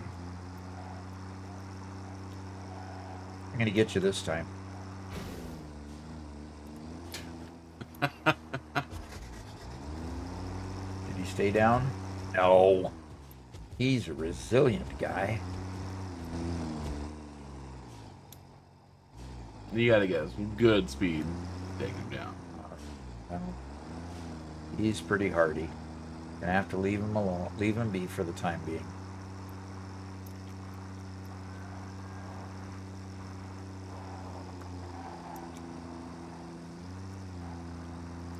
All right, now see what I'm doing here also in driving the truck through here is I'm practicing the path that it's going to take to get to the factory from here, because I'm going to be driving most of the stuff via tractor to Okay. To the stuff. Now Nice. look at this jump. Ah, ha, ha. Good look at that. Ah, ha. So yeah, I'm working on. Looks like I'm going to have to go around that rock outcropping. Arden said, I know they won't ever do it, but I wish we had a flying vehicle that you can control. Yeah, that would be nice. Why are we going north and now west? Where are you trying to go? I'm trying to see the. I thought I saw the markings for a slug. Anyway. So yes, I deviated to go get a slug, but I guess I couldn't find it. Kitsune Lord asked, do you have a favorite color scheme in the game? I liked the red color scheme I played in Doc Solo, but I also like this color scheme. So yeah, the first Doc Solo used the Dr. Pepper color scheme, courtesy of Caffeinated.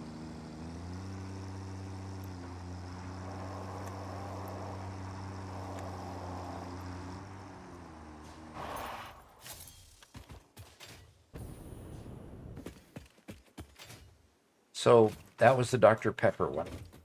Okay, so this one though is a really neat color scheme too. I like it. Yeah, and this is the one that Lexi gave us. It's the one Lexi gave us. Okay. You know what we ought to do is collect our favorites, and we ought to do a short on favorite color schemes. Sure, I'll write it down.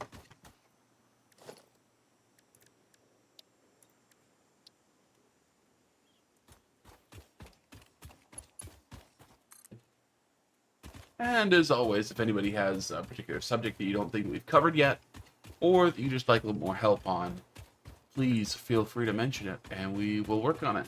Yep. And if you're a member of our Discord, which I hope you are, because we have a lot of fun and a lot of helpful people to help people with their builds, you'll find a folder there of video suggestions that you can post any suggestions there, and we look over that as well to get ideas for next videos.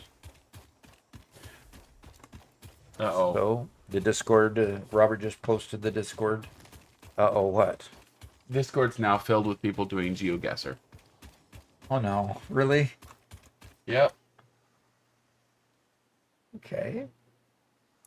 GeoGuessr Satisfactory? Yes. Interesting. Yep, we'd love for anybody to join us in the Discord. A lot of fun there. Cornman says, I have a sweatshirt that says, Dr. Pepper is my primary physician. Primary care physician. I love that. Look, Captain, I'm trying to make Doc feel like he's missing out, okay?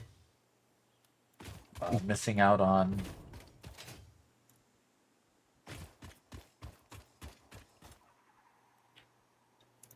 Missing out on And GeoGuessr. GeoGuessr. Yeah. Okay. Yeah, Mega Meaty Bacon Man. He says, I gave Robert some information on light and color saturation settings last night.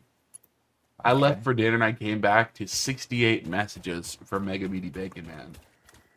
I'm like, holy cow, what went wrong? And I look at it, no, it's just screenshot after screenshot of his settings and exactly how he hits these super saturated, super bright colors and on signs and lights and conveyors and Wow. yup.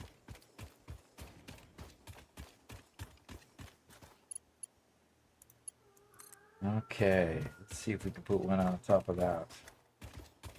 Sorry for the spam. It was yes, it was great information. I was just glad to see it wasn't something terribly breaking going wrong.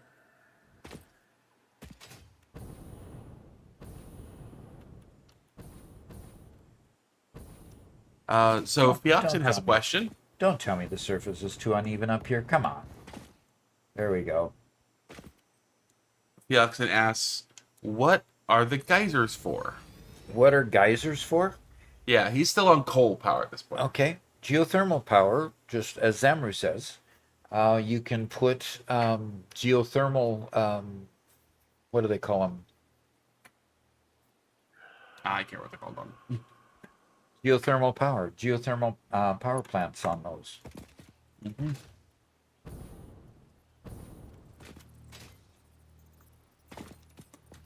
All right, I'm almost there. The goal is in sight, Robert. Good.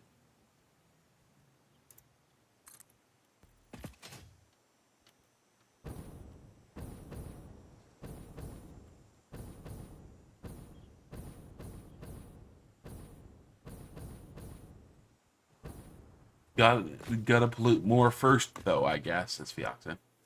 Yeah, you technically can unlock it fairly early on, but it requires some, what is it, computers and high-speed connectors. Basically, if you explore the map a whole lot, you can get things just from wreck sites to unlock geothermal power, but it's never going to be something which runs your entire factory. It's a good supplementary. Yeah, it is a good supplement. And yeah, I just always use it as an additive item to additive power supply to my factories. That's it. Okay, so how about if we do one more and put it right there? Fioxin says, I can't explore. Ada doesn't like it. Ada doesn't like you exploring? And Volacrim's here, says, Ayo, how's it going? It's going good. It's going good. I'm just about ready to power up my refineries and start making plastic and start making rubber.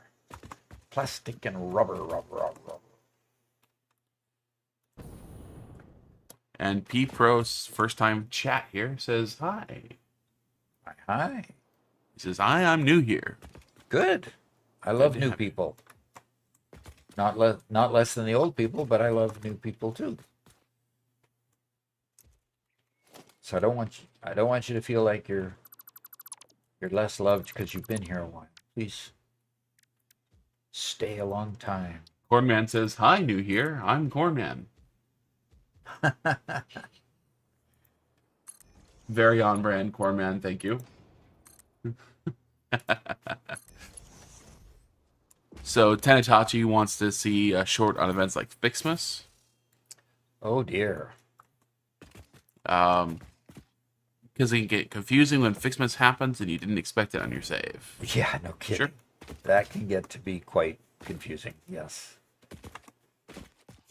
Okay, so I've got 6 of these that can do plastic, 6 that can do rubber. I'm gonna take and make the 2 on that side to do rubber, and I'm gonna make 4 of these do rubber, and 6 of the ones on this side do plastic. So how do I do that? The 4 on the end, yeah, we'll have them cut this way. Yeah, okay. So I'll do 6 that come this direction. Yeah. 1, 2. So Volacrum built 2 PCs and a NAS yesterday. Everything works on the first PC, and the second one's getting Windows today. Okay. And it won't Awesome. work after you get the Windows, right? Why can't I turn this? Weird. Because it's an output. I don't want a splitter on that. I want a merger. That's why. And go that way. Alexi's suggestion 3, said we should do 4, a short on 5, April Fool's Doggo joke. 6.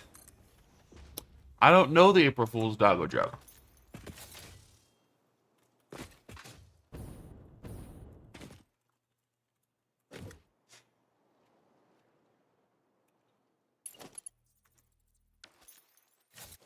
So we have. What is the April Fool's Joggo joke? Have we? Yeah, she what told is us that? Yet? 2, 3, 4. So Wasted Height had a question, which I think people have started to answer. Okay. Query on water extractors. I know you need a certain depth of water to be able to place it, but after that, does depth matter at all? I have one water extractor that was allowed to be placed, and the visible water level is lower than the one next to it. Machines attached to that one struggle to keep water level, while the one directly beside it has no issue supplying adequate levels. So I'm somewhat confused. Water levels should not matter one bit. If it'll let you place it, it should extract 300 meters per cube per second, or per minute. I'm sorry. When overclocked, Okay, so they're 150. I think so. 150 meters cubed. Yes, in either case, once it's placed, it should produce that much. Now, if you've got a head lift problem, if you're bringing the pipe and it's going up and it just doesn't have enough, put a pump so that it keeps on flowing. But if you don't have a pump on it to make it keep flowing, it'll look like the pump isn't pumping enough. But just keep the water flowing out of it, and it'll get up to the max it is supposed to do, whether you've overclocked it or just left it normal. Yeah, that could be part of it.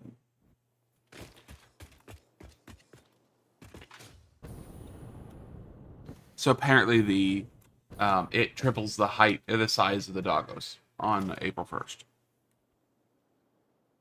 Really? Okay. Or 4 times the size. Distro M. Hi, just had 200 hours into Satisfactory. Some friends have played a lot more. You've taught me more than them from your videos. Love from Sweden. That's cool. Thank you for coming all the way from Sweden. Appreciate that. And Eric Caldwell says, good evening. Yeah. Yep, and Tanatachi says, the water tower is best for issues with pipes. I completely agree. Put a water tower there and see if that resolves your issues. And yeah. I had one comment though, that he says, do water towers keep working in 1.1? We've done it several times in 1.1 without any problems, but he seemed to not to have a problem with it for some reason. So he hasn't gotten back to me with any other further response. So I answered him, yes, we've used it several times.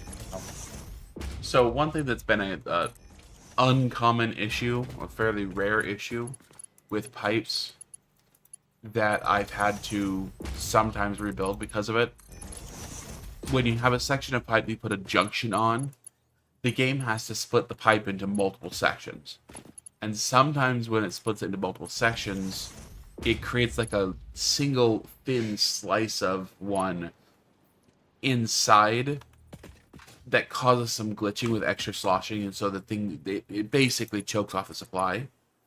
So generally what I do if I'm ever having struggles with a system which I know mathematically should work, I delete all the pipes, not the junctions, not anything like that, but I'll delete the pipes and just redraw the pipes themselves. Because that gets rid of those extra little shards and off stuff, and quite often that'll solve my problem as well. Interesting. Okay.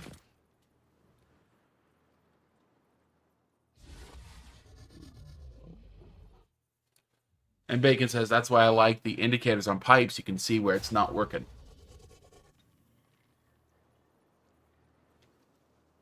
Okay, come on.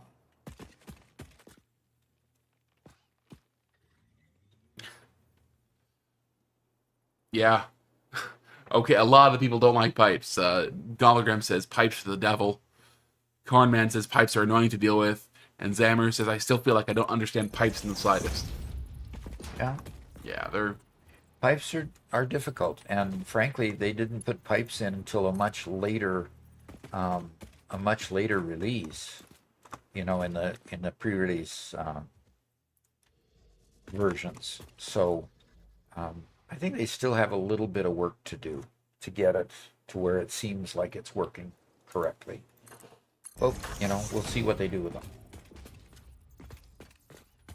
Zammer asks, at the most basic level, does volume in the pipe matter or solely flow rate? Well, they both matter. You can have a pipe that's full and not flowing. And so if you don't have flow, it just means that the pipe is kind of static there. In other words, it's got an uphill or something where the pipe here is full, but it's not getting up to the next level that it needs to go. So it needs to both happen. You need to both have it full and have it flowing in order to get the fluid to where it needs to go. So yeah, it is important on both sides. Yeah.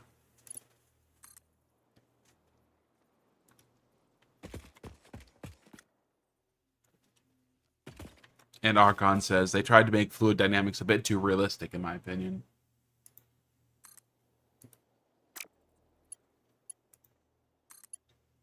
Like, yeah, in basic principle of the idea that the fluid can flow in both directions instead of like on a conveyor where items only go in one direction, I think it's cool, but it causes a ton of problems, like what they said.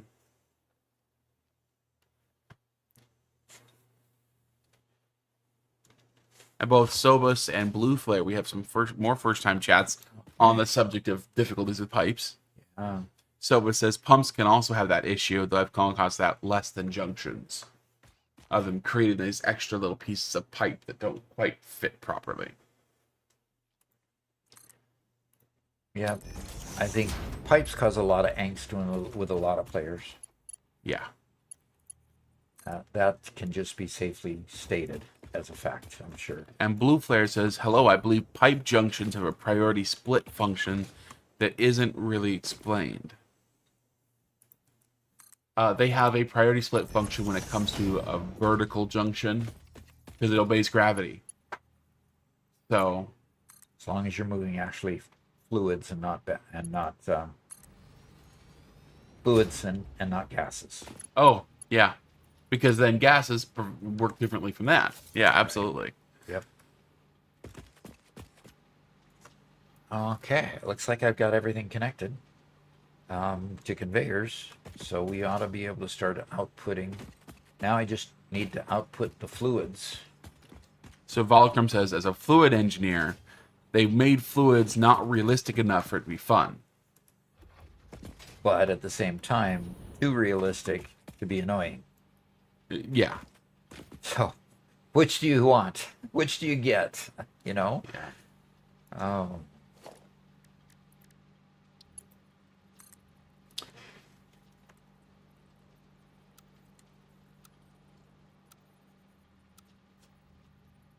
Zach D'Amico says, "Hey Doc, I just wanted to say thanks for all your little mini tutorial videos, especially the conveyor belt compressor. It saved me so many times." All right, good, because that one alone is really a big deal. Because sometimes you just have to have full conveyors to really time things and to really plan out the rest of your factory. So yeah, that's cool. For somebody who wants to understand pipes a little better, and I'm actually taking this suggestion from Tenetachi, I'm going to take over the stream for a second. Sure. Okay. If you come here to the Satisfactory wiki, so satisfactory.wiki.gg, okay?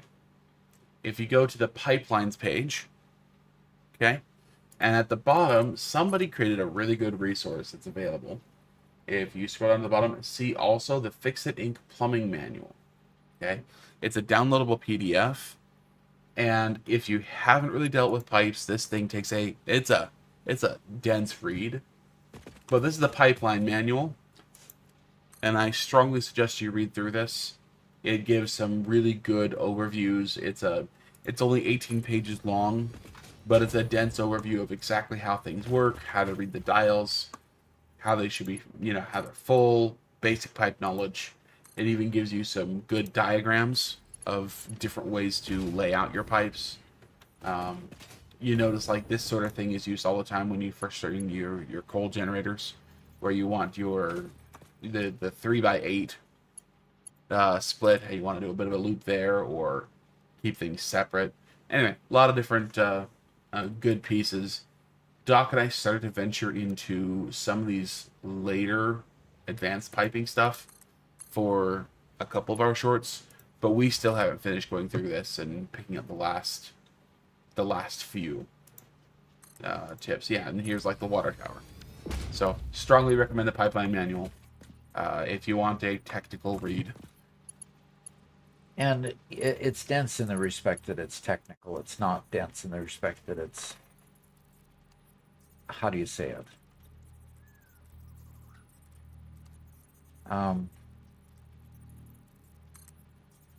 Anyway, it's a good read. You're going to get a lot of value out of it. You do that. Yeah.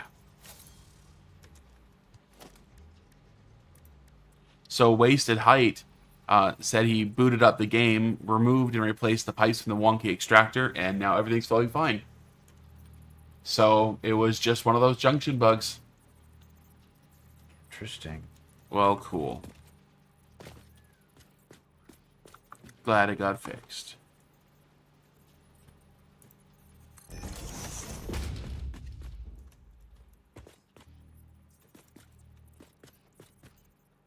Distro says, why are you building this facility so low to the ground instead of up in the air to get all the clearance you need for a simple flat facility?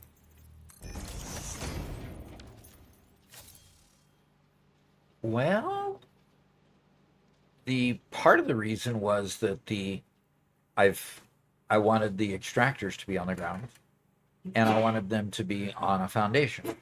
So I started with this whole thing down because of the extractors being down there. Now, when I process the fuel, when I process the waste here, the heavy oil that's left over, I'm probably going to put a second floor on this. I hadn't got that far yet, but that's pretty much the only direction I can go is up.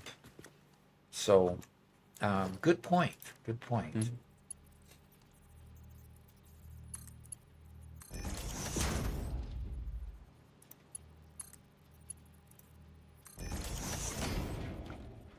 Okay. Cornman says you should take the extractors on a walk. Remember Bacon's video from yesterday? We just take them on a walk. Take them on a walk. Yeah. Then I could have lined them all up. I didn't even think of that. Volocom says, I want to go over that manual and tear it apart. I have a real-world pipe manual handbook. It overlaps, but the Satisfactory manual simplifies things that make it less useful. Make it less useful, huh? Yeah.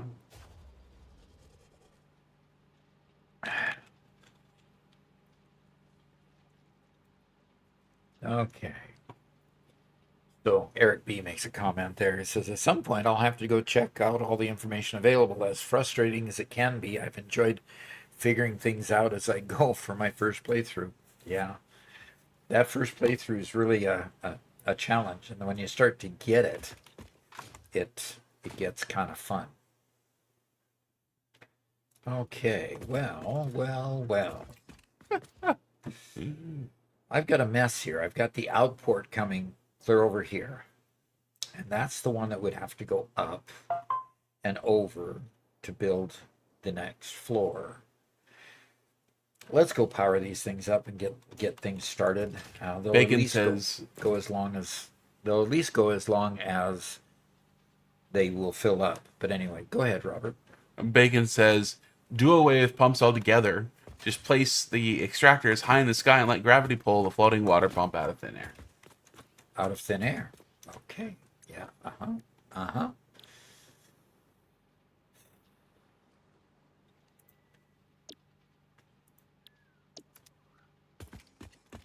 Putting a power plant together is no fun. Really? It's just a lot of pieces and parts that have to move and do get connected and stuff.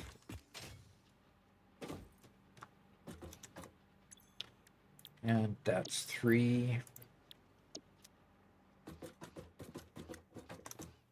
That's 4.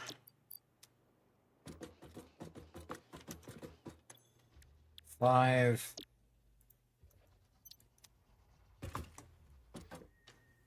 6. And the next ones are going to be rubber. Okay, looks like I got that one all set. Heavy oil residue again. I'll make sure that all these are set. Nope, that one's not set. Let's copy those settings. Eric B says at some point I'll have to go check out all the information available, as frustrating as it can be. I've enjoyed figuring things out as I go for my first playthrough. Yeah. I agree with that. Yep.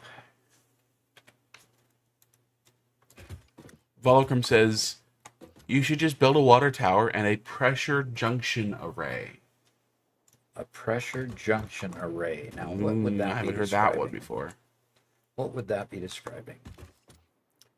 Okay, so we've got rubber coming out, and as soon as I get things... Okay, I've got the conveyor connected that far.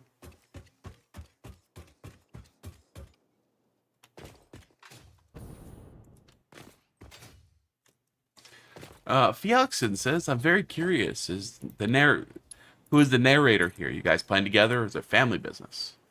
It is a family business. Definitely a family business. Yeah. My name is Robert. I am Doc's son and his editor. So I'm not playing with him right now. In fact, I am... Well, I should be editing a video, but I'm actually just playing Satisfactory GeoGuessr. While hanging out reading How chat. successful have you been so far? Decently. Decently successful. Yeah, I'm unfortunately kind of being stumped with the current one. Really? Oh. See, I'm playing it without panning around, which makes it so much harder. So where did I end up with a problem here? This goes... No. That's where the problem was.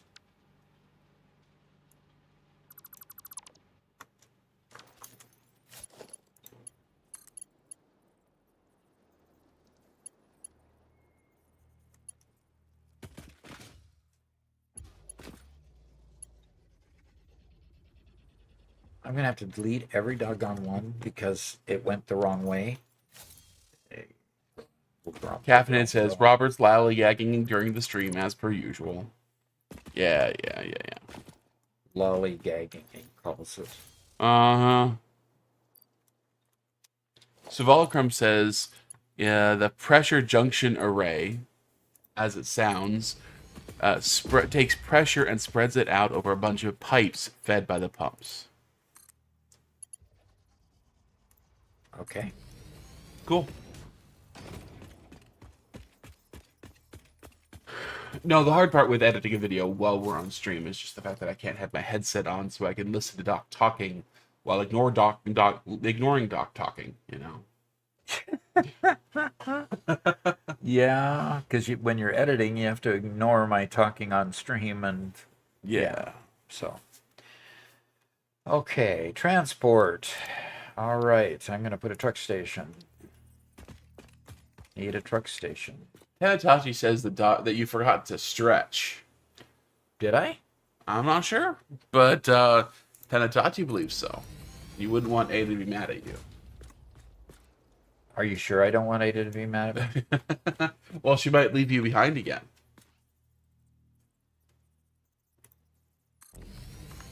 Would that be such a bad thing? Well, you know, if you don't want to go home to those puppies and kittens, I guess not. That's right. She did leave me behind last time, didn't she? The spacecraft just took off, and Yep. You mean Could- Doc gets peace and quiet away from Ooh. Ada?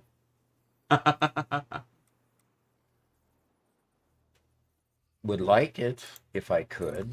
Yes. Although I have to say,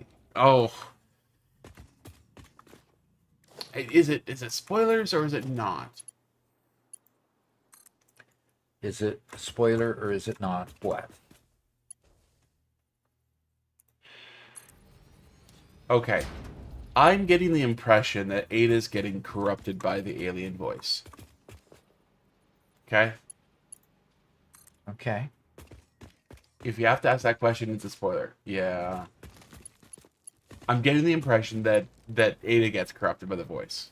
There's a couple of voice lines that sound a little bit weird. And then... yeah, it's a spoiler. Okay, I'm not going to go any farther then. Darn it, I can't say it. Especially because there's a couple of people here who haven't finished the game yet and don't want to be spoiled by the end of the game. So, Okay. that's early game, but the other half is when you're launching the final thing. So, Caffeinated says, I don't see it as her getting corrupted, just that she's evolving into a new state with the help of the aliens. Ooh. Ooh. Well, we shall see.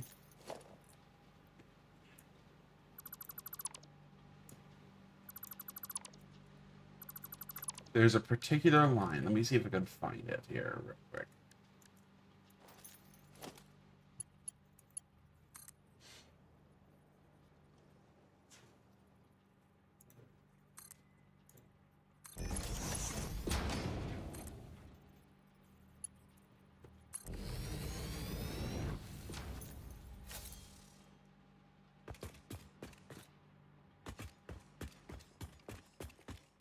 Okay. Aren't they making a story mode? Oh, I hope so. I haven't heard about that, but I would love to see more lore. Volcrum says, I'd like to believe that Ada has gone so long that we all went around the galaxy and circled back to a terraformed Mars and a burnt planet in the sky is Earth. Whew. Okay.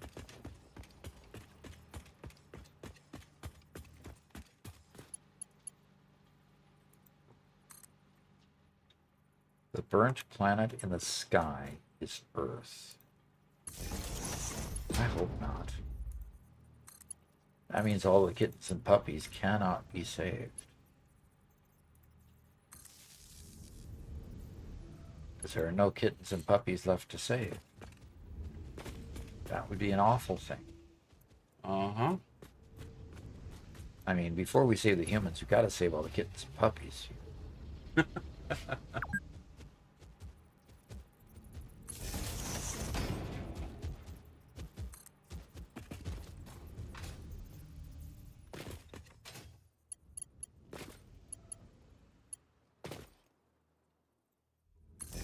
What if the lizard doggies were the puppies we got to save? Says Volcrum. Oh, well, that's a possibility.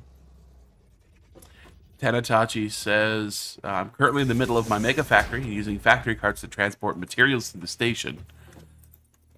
Okay. Do That's you want one to way take a to look do at it. that save when I finish building? Sure.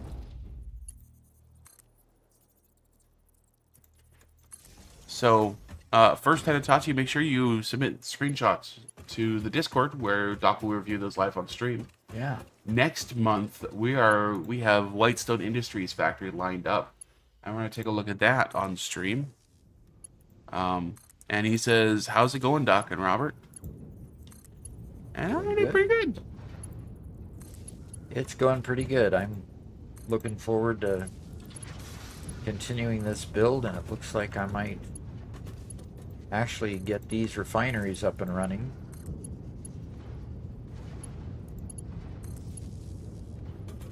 Might need some more power poles.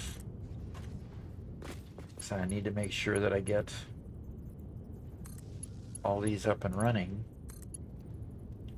That's that one, and I'm out of... Okay, so get a power pole, attach there, and let's put it in the middle there.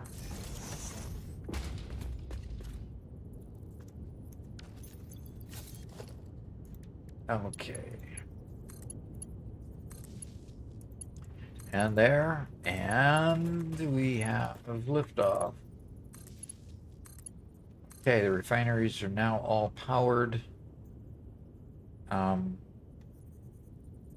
though none of those are running, why is that? Oh, because those are...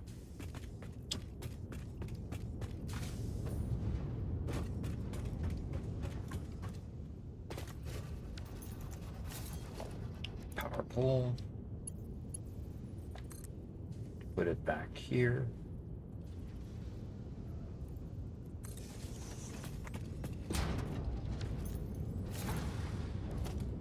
Power line. Need to pressurize this one from the back side. There we go. Power this one up. Okay. And a fake crab just subscribed with Prime. A fake one? A fake one, not a real one. A fake Okay. one. Okay. Thank you, Fake Crab, for going with Prime. That helps us out a lot. It pays for the servers that we have where we get to play all together, and keeps Robert editing and eating. So I don't take any money from this yet. So we're still building, but Robert does have to eat, so he is supported by the channel. Mm-hmm. Only very modestly supported by the channel, I must say. Did you get that crash so got related to the upping the object limit? I sent it to you earlier so you could do some testing. No, we have not yet. So last month we were going to review Mega Meaty Bacon Man's factory, and we just haven't been able to yet. But Doc, you've had some more time to spend here than what you were last month, so maybe we could spend an evening troubleshooting that and getting it working for you. Yeah. Well, it's been so doggone hot, I can't work outside. Yeah. You know, and you know what's weird is Britta has an app that says the high is supposed to be 95 today. Mom's app, different app, says it's going to be 102 today. Oh boy. Should I check mine and see if I get a third answer? Yeah. A fake crab who just subscribed says, "Been watching y'all for a while. Always loves y'all's videos." Fantastic. Okay, everything is pumping out product here, and it's getting loaded. At least the hard goods are getting loaded. You know, plastic over here, rubber over here. We just have to create a route for both of those and get them moving. Of course, we'll have a truck tripping over itself, I'm sure, because we'll have two trucks basically on the same route. Oh, well, they're just going to have to figure it out. Now, I've got to get this part figured out, which is the getting the second floor on here so that we can refine this oil into fuel. And we can't package fuel, which means we can't sink the fuel, which means we can't, because we can't package it, we can't use it in the in any form. So I really have to get back and take the rubber I'm getting and go unlock Logistics Mark IV, and then unlock fuel fuel generators. And at that point, I'll be able to. Are these also already not working? Yeah, they're already filled up. Um, then I'll be able to start getting not just oil, just not oil products, but also fuel-based generators to add to the power grid. So, looking forward to that, and we'll see what we can do. So, I need to go grab some rubber, and grabbing some rubber, I need to. I'll just grab it out of here because that's where the destination is. There's a stack of 200, so I can go unlock the other items that I need. And where's my truck? Okay, where did I leave my truck? Did somebody destroy my truck? Robert, did you come take my truck away? I did not. Where'd my truck go? I thought I drove it over here, didn't I? Mm-hmm.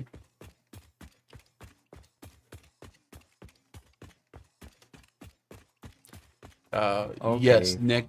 Doc is currently making an oil plant. He's actually making plastic and rubber with it right now. He hasn't quite unlocked the fuel power plant yet. So. Yep, got to do that. So I'm going to put another one down here, and I'm going to, when I find that other tractor, I'll just have to do what I can to keep it going. I need a packager. Frankly, I just need a packager. So, and I only have one batch of coal here. I've got to grab some more coal when I get there. Get back. I wonder if I'm going to find the truck along the way.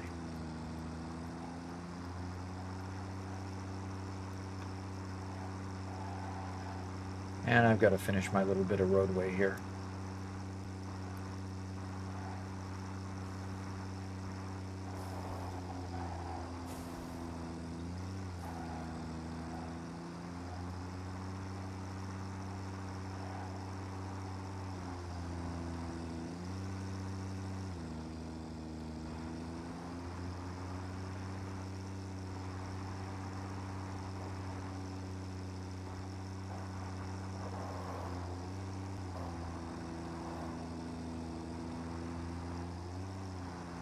All right. Bacon says you should embiggen your truck so you can find it easier. Ah.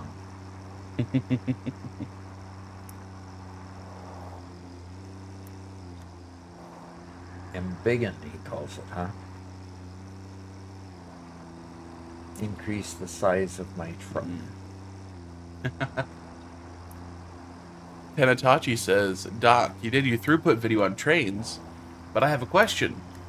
On what belt tier is it effective to have a truck to transport stuff instead of tractors? You know, I haven't done that analysis. That would be an interesting one to do. Mm-hmm.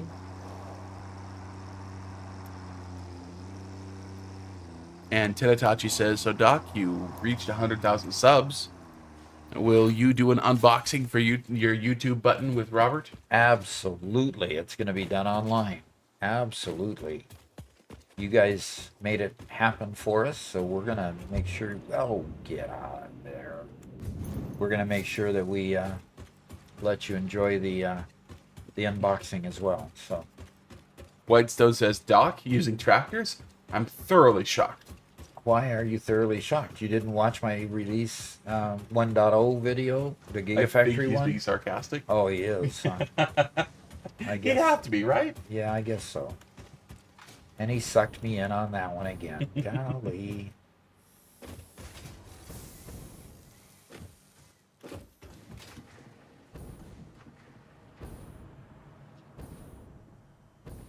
All right, let's...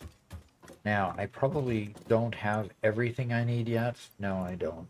But a little bit of it. I need to get the frames. Let's see how many frames are in the I need steel beams. Modular frames, I've got 100 and I need 400.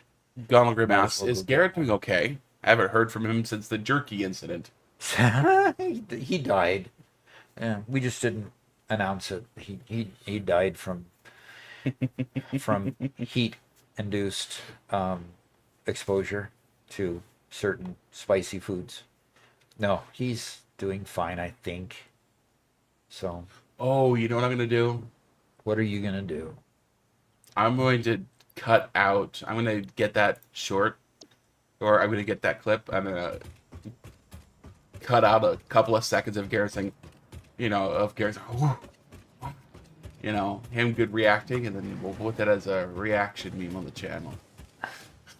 Ah, now that would, That could be fun. I'm sure Garrett would really appreciate that. I'm sure Ah. he would.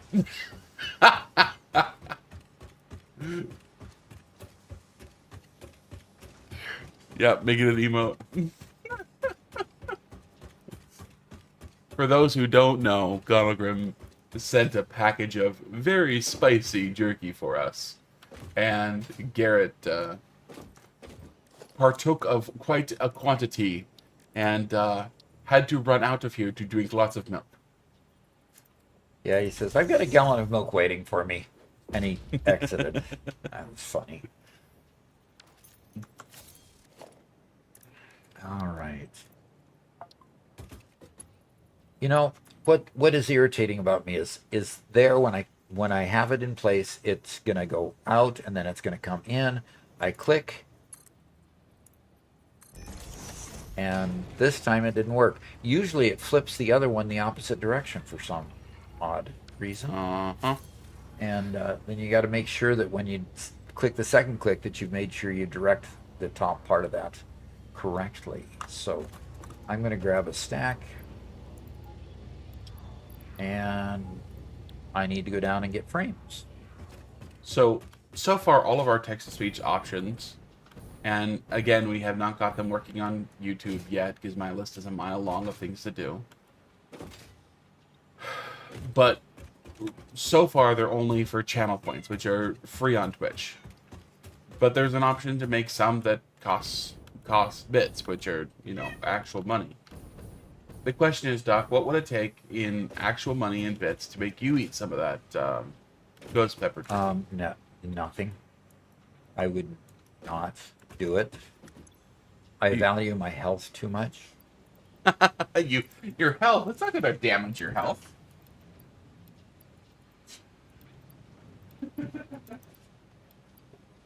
Are you sure? Yeah, Positive? positive. I have a feeling you're wrong. No, a feeling, huh? I have a feeling. And I'm high on believing that you're, no, that's not the right direction. No, not quite. I'm going to try the peri peri again today. Peri peri, the hot stuff peri peri? Yeah, I finished off one of the bags of ghost pepper. Okay. It says consume within 5 days, and it's kind of been hitting that limit, so. Okie dokie. Now wait a minute. How many, I was right at the frame thing and I didn't pick up enough frames. I only picked up one stack and I needed 3. Okay.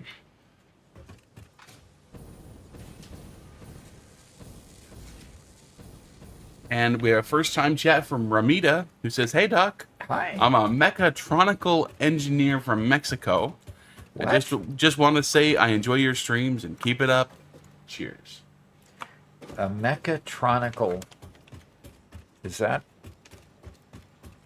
Describe that for me. I'd be interested to know what that does because I'm not quite sure by the description or by the name itself. Okay. Oh, good. Donald Grubb assures us that they do last for longer than 5 days, especially when refrigerated. Good. We've been keeping them in the fridge the whole time. Yep, except when we forget, which I have a couple times. Yeah. I'm going to go unlock logistics part 4. Mark 4, guys. We have another short suggestion Oh, good. from Tenetachi. He says, fix-it ticket farming, and syncing your transport overflow for ticket boosting.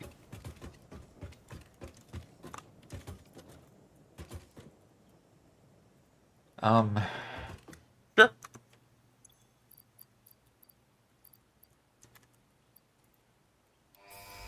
All right, we have liftoff. And I always love to see this. Milestone reached. The transportation of resources can reach new heights of efficiency. With the Mark IV belts and lifts, the truck, but even more importantly, your effort. Handling a large and complicated vehicle like the truck should come easy to a well-trained pioneer such as you. They are an obvious improvement over tractors concerning industrial purposes. Improvements for personal use were not measured.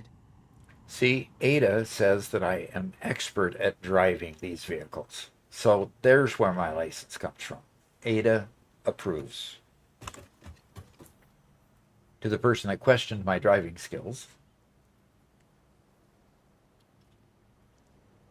no pushback from that. No. Good. Adjusted says that jerky never survives for 5 days in house, so. Yeah. Ah, dude, it never survives. Okay. I would generally say, same here. Except when it's super hot stuff, you just cannot eat it in the same volume that you can normal jerky. That's for sure. You have to give it time. And, you know. Okay, I was complaining about not having fluid packaging. That's the next milestone. I think I'm going to select that because I can just go collect the stuff for that.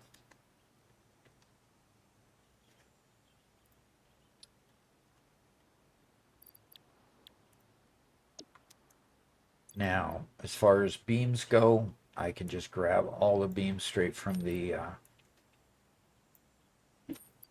straight from there. And copper sheet. I'm gonna have to go get some more copper sheet. I need 1,000 of those, so I'll have to go grab some more copper sheet. And then I'll have to go out to the oil refineries. Lyndon says happy Tuesday and hello stream. Hello, hello. And right now, oddly enough, Twitch is beating out YouTube in viewers. They're both in the low 50s. Pretty cool, but that's still 100 total. So 100 people watching, so thank you guys So- a lot. I'm showing 52 to 52, so it's a race. Huh? So there you go.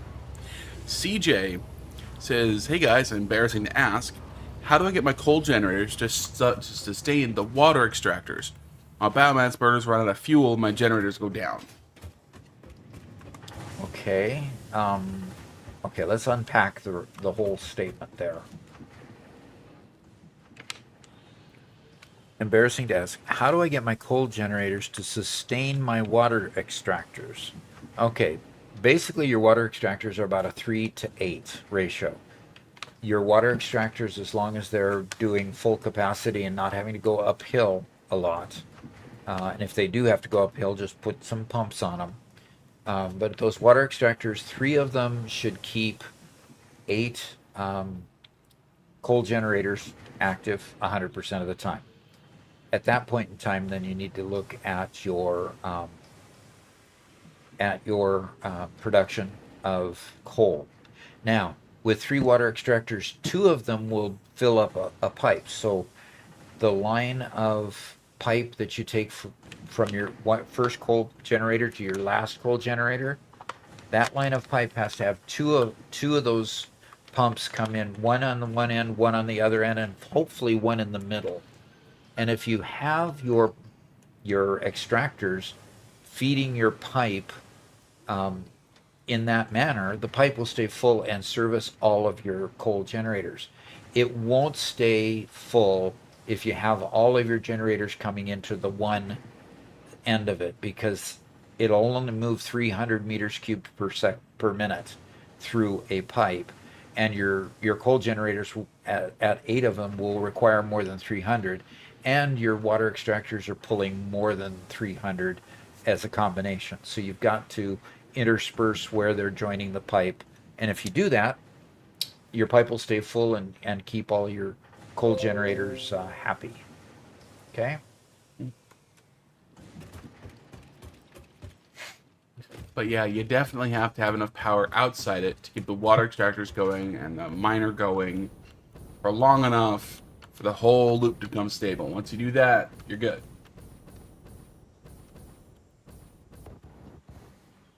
Just barely missed. Ah, darn it. Okay. Arton just automated power shards now in the members server.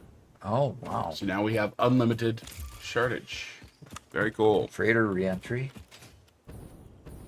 So I'm going and getting the plastic I need for the last unlock, and I probably should have brought a truck with me.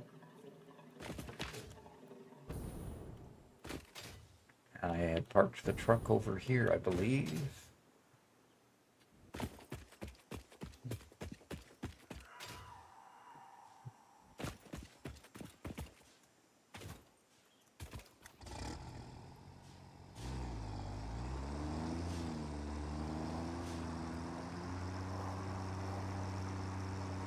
So Ramita, the mechatronical engineer, says it's the kind of engineer that specializes in the mechanical aspects of industries with help of electrical components like robots and large lines of productions. Oh, okay. Yeah, I've So heard of some automation. robotics engineers also call themselves mechatronical engineers. Okay. But he says it might be a Mexican only, like, local term. So it's dealing in robotics automation Yeah. of various sorts, whether it's just be Allen Bradley machines or whatever you might use. And Fioxen asks, are hypertubes efficient for fast travel?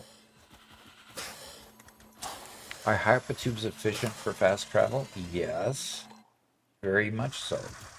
Yep. When you just gotta move yourself, they're great. Yeah.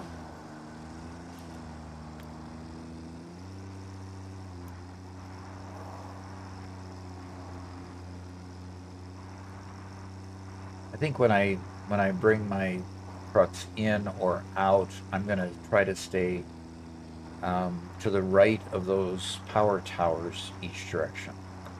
I think that's the way I'll keep them apart from each other.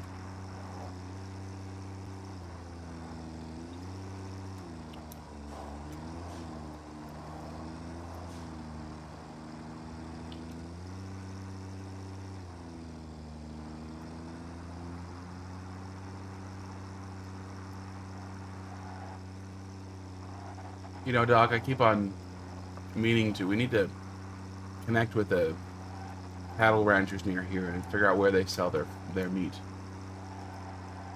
Okay. See if any of them sell it locally instead of just sending it to the big processors. Yeah. All right, I only need 200 of these at this point. And back.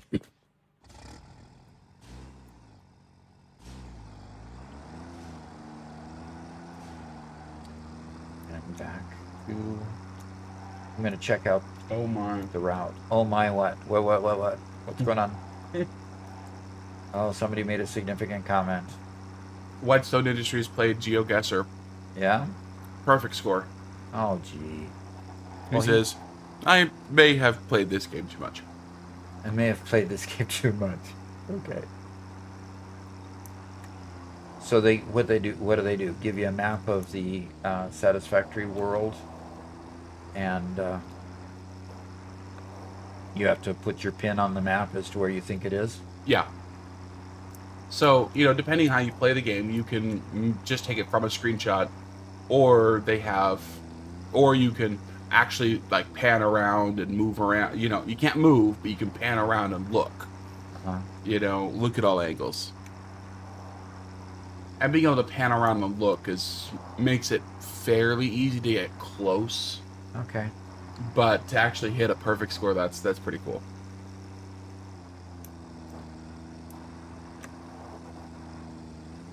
Oh, what is this?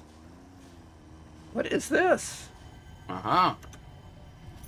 Something worth stopping to pick up. And by the way, Adraste and Follow the veins to the altar. your and Gonagar and a couple of others have just been talking this entire time, swapping different stores to buy the best jerky they can possibly buy. So, Oh, wow. Okay. Whew.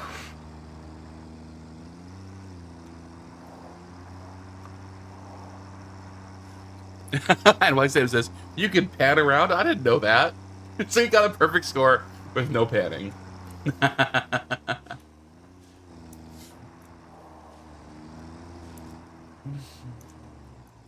Yeah, you play too much. Sorry, some of those where they have the images from out in the water looking at a rock formation, those ones I struggle to know. It's like I know what biome it is. I kind of know what I'm looking at, but I don't know exactly what rock I'm in the water next to. So Yeah, I was losing exactly. points on those. Yep. And you get points based on how close you are to the actual picture. Yep, Okay. up to 5,000 points. So it's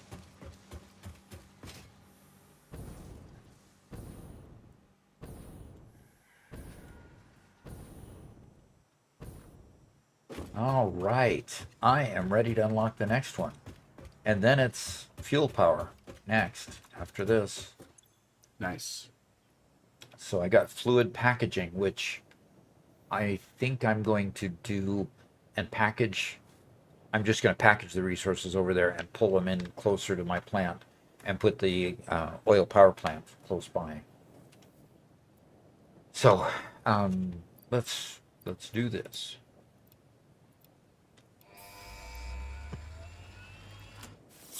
Ah, look at that. I got the fist. Milestone reached. Avoid the embarrassment of placing liquids in your pockets only for them to spread across your suit. Package and unpackage them with the packager. Packaging fluids allows them to be transported in your inventory, on conveyor belts, and by vehicles. For increased, non-pocket related fluid storage, you can now use the industrial fluid And buffer. Geobess just Got the subscribed to invest- Prime. All right. Thank you. Geo Mess. Uh-huh. Okay. He's a mess when it comes to geography? Sounds like it. Sounds like it. Yeah. Doesn't know where he is. He's just lost. Ah. Okay. So Robert, are you doing anything interesting that you can show on screen? You want to take a quick break? I need to take a quick break, yes. Now I have the conveyor lift Mark IV. I have the belt Mark IV, which means I'm going to be upgrading a ton. And then on transport, I've got the truck now, which means I can transport a whole lot more in one load, which is going to be important for the plastic and the rubber and transporting the fluids that I won't need to transport or want to transport. So I'll put a packager out there and get it packaged and into a truck station. Good. And I've got the industrial fluid buffer. Now I got the fluid buffer. I I only have just the fluid buffer, hold up to 400 meters cubed. Input and output ports, which are bidirectional, by the way. You can put an input on either side and output on either side. Just can't have two inputs going into it and fill up pretty fast. Okay, so that's good. All of that is very, very good. Well, I'm good to take over if you need to take a quick break. Okay, I do. I'll be right back. Okie doke. And yeah, because that's the topic of the day, I'm going to be playing a little bit of Factory Guesser. Arton says, fuel power is the best part. Love having fuel scale with you in the game. Yeah, absolutely. To be honest, now that we've done a nuclear power plant, I'm pretty well in the camp that I'd rather just stick with fuel and keep on upgrading fuel. Okay, good. Turn it off easy mode. I don't know what it's probably just certain images aren't included if you do an easy mode. I'm going to turn zoom off. I'm going to leave pan on. I'm going to try not to use it though. This one's easy, and for some reason it starts with this image a whole lot, but we all know this is down here, so this is from the Paradise Falls, and we're sitting on this island right there. So, yeah, 4 meters away, 5,000 points. That's a common one, right? I have had some issues with it not loading the image, which just spoils the round. You have to start over. But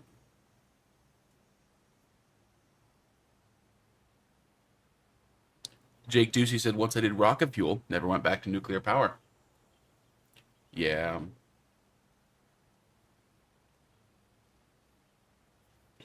Bacon says, oh, this looks fun.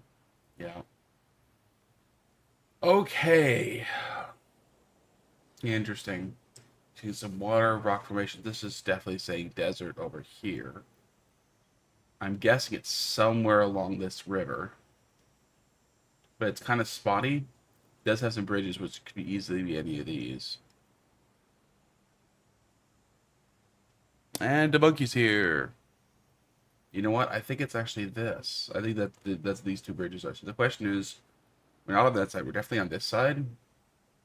And I think the curvature of the water is this right here. So I think we're like here-ish. Let's try that. Hey, so we were 19 meters away. So we were pretty close. We can zoom in here. Yeah, we just a little distance there. Captain says, your taskbar makes me angry. You know why my taskbar is like that? Because they messed up the start menu. I detest the Windows 11 start menu with all of my soul. The fact that the start menu has big folders lets you see there's so little information at the time.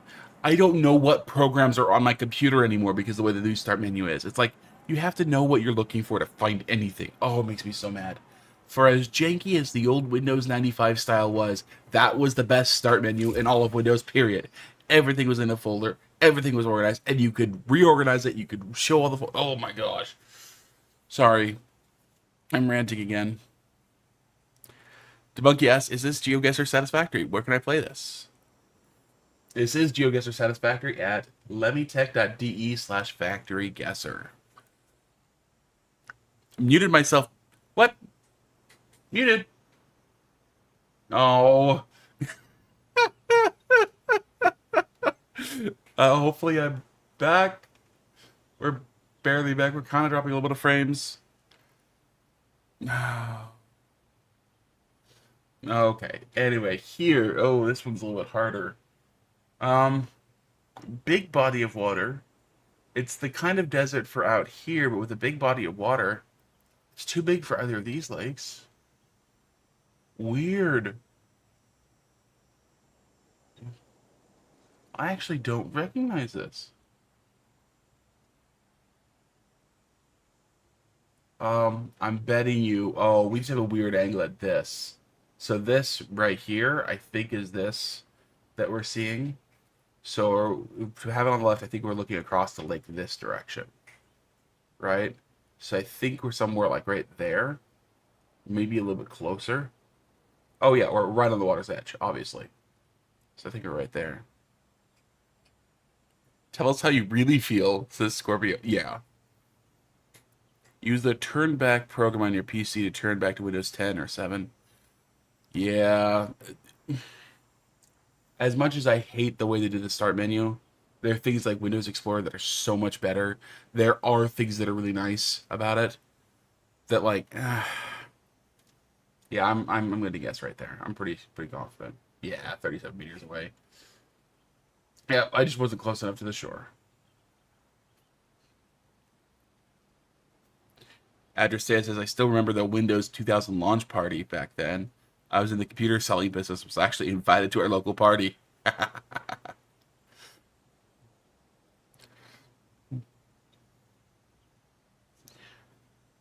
Okay. They're really testing my knowledge of an area that I haven't actually ever built in. Gosh, I think it's this. No, it can't be that. I'm actually, I don't want to say it's cheating, but I'm using the map to tell me because I definitely on the sea. I'm just not sure which water it is, and it's definitely on the east. Are there any features? There is a large rock formation right nearby, so it could be this guy, but that doesn't look like what I'm seeing here. You can see the exact shape, and it's super obvious in the map. Well, oh, I'm here. Yeah, that's right. I'm super high up. That's what's going on. Yeah, I'm up here. Question is, what direction am I looking? Am I looking east?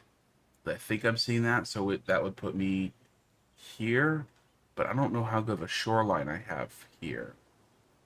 Or I could be on this shore looking that direction. Oh, this large one is this. So I'd have to be here. Would that island be this guy? Yeah, there we go. That's gotta be it. Oh, I picked the wrong shore? Okay, fine. I lost 700 points by being on the wrong. It will remain Windows 11 just reskins it, Itachi. I'll have to look on that.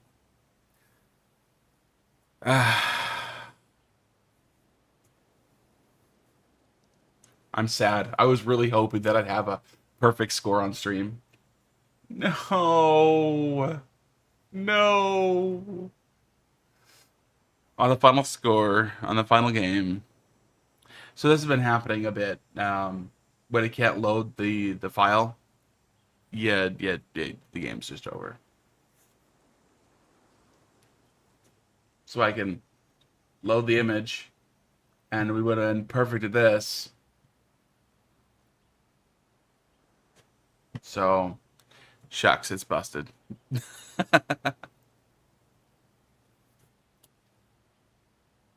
Yeah, but we're back to round one. Gosh darn it. We could have had an almost perfect round if it hadn't aired out.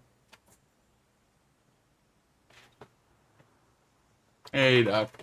Hey. Unfortunately, the game crashed on the 5th round, which is the final one.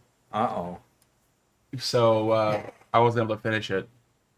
But here, you can watch me play this round. Oh, you're on top of a geyser. Uh-huh. You're obviously in that area in between the dune desert and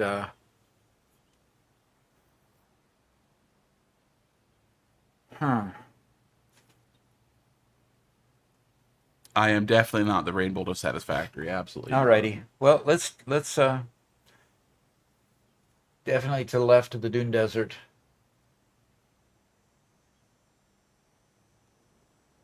Oh, you're not that far south. I think we're here looking north. Okay. No? You wanted to go back to you? Yeah, I'm not sure where you're looking on the map. That seems pretty north on the desert. I think you're farther to the south of there a I think bit. we're down here. North of there, just kind of in that dark area there, somewhere in there. But that's too low level. We'd see a lot higher mountains around us. This is Okay. You guess where I think it is and see which one's closer, you or me. Yeah, I don't remember where this well is, Archon. I've not seen that well before. Yeah. Okay, I need to check the next milestone here. And Whitestone's thing is Desert Canyon East, like right on the edge. Petroleum So, power like, it's in is this the area. next milestone, and Gosh. Well, I'm gonna guess, and yeah, pretty far away. Doc was closer than I was. Down there. yep. Yeah. Yeah, I just couldn't quite place the area. See, if I was panning, I'd find it. But Okay. anyway, let's go back to Doc. Okay. Alrighty. Okay. I started ranting about Windows, and we immediately had a stream hiccup. Immediate. So, you know. Okay. Okay. Why did we have a stream hiccup? Well, it didn't hiccup too much because it says we've gone for 2 hours on Twitch. Yeah, not too bad. Lost a few folks on YouTube though. We've got. We really need to, now that we've got the second Starlink. We really need to get the two connected, and I need to work on that this week or next week. One of the two, I need to get some more rubber, some more plastic, I need to see what a packager costs to build. What does a packager cost to build? Okay, it costs rubber and plastic, and I've got plenty of steel beams, so I can build a packager over there. That's great. I can build multiple if I have to. That is really, really wonderful. What's interesting about the packagers, do they have the input and output coming out the same direction or something? No. You see what it... Okay. So you can package hard goods? I wonder what hard goods you can package. No, you need to insert a package. Oh, So you have to make the containers. okay. So we'll have to figure out how to make the containers then. Yeah. And obviously that's going to either be an assembler or constructor, either one. Mm-hmm. And those will take plastic, obviously. Yep. So some of the plastic will be used for the packager, and then the packager will make the... okay, got it. I think I've got enough stuff, and I need to go get rubber and plastic and reinforced... what do they call those? Reinforced iron beams or something. Reinforced steel beams. Donald Grimm is helping ward off the evil spirits. Oh, good. He says Microsoft is the best. They do nothing wrong. All hail Microsoft and the best programming ever. And if he really believed that, I would really say, okay, he's being fully honest. But no, that is not an honest appraisal.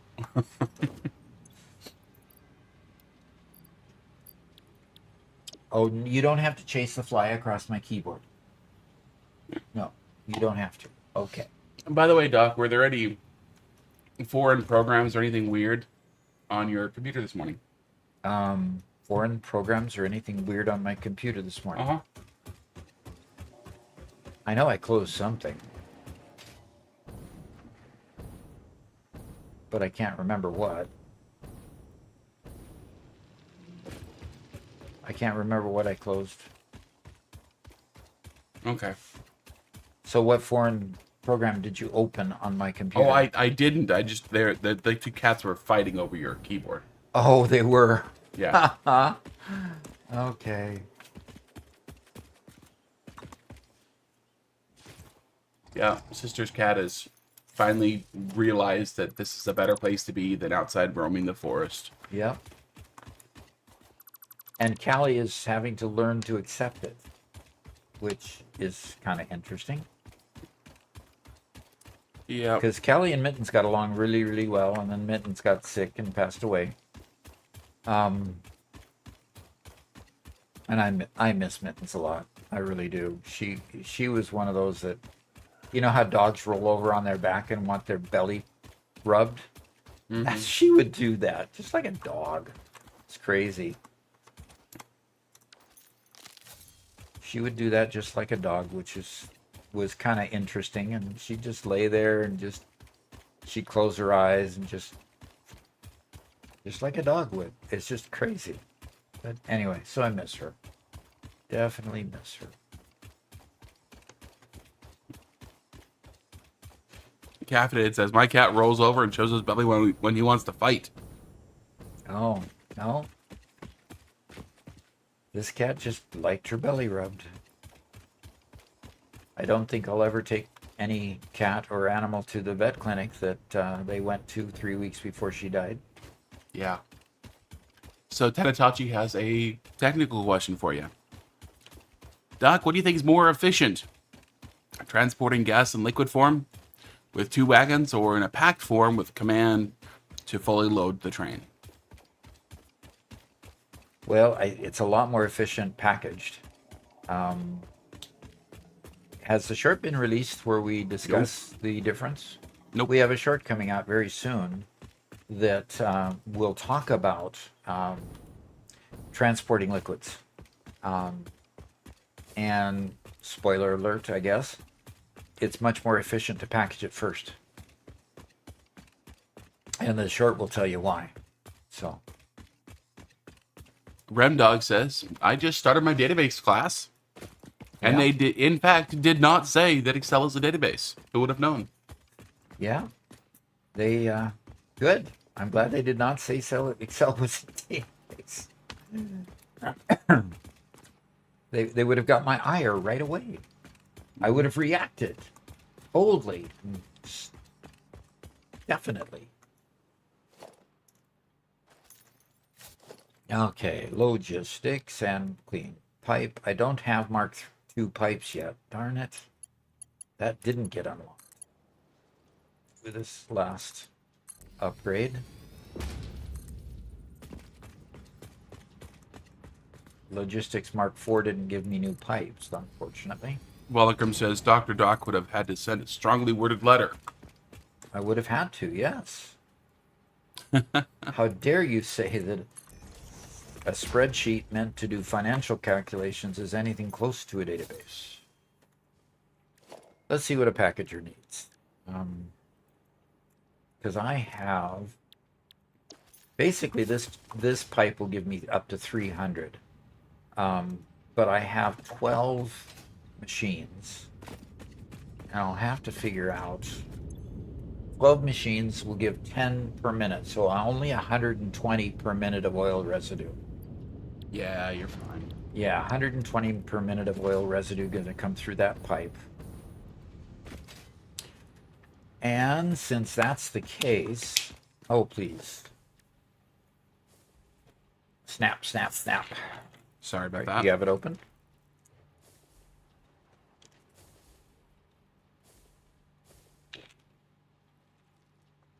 Welcome also offered that packaging it and sending by drone is also a really good way to do it. Yes. Don't have drones unlocked yet. I'll probably trade the truck stations for drones when I get drones. Okay, so I've got to make packages. Let's go here and find out what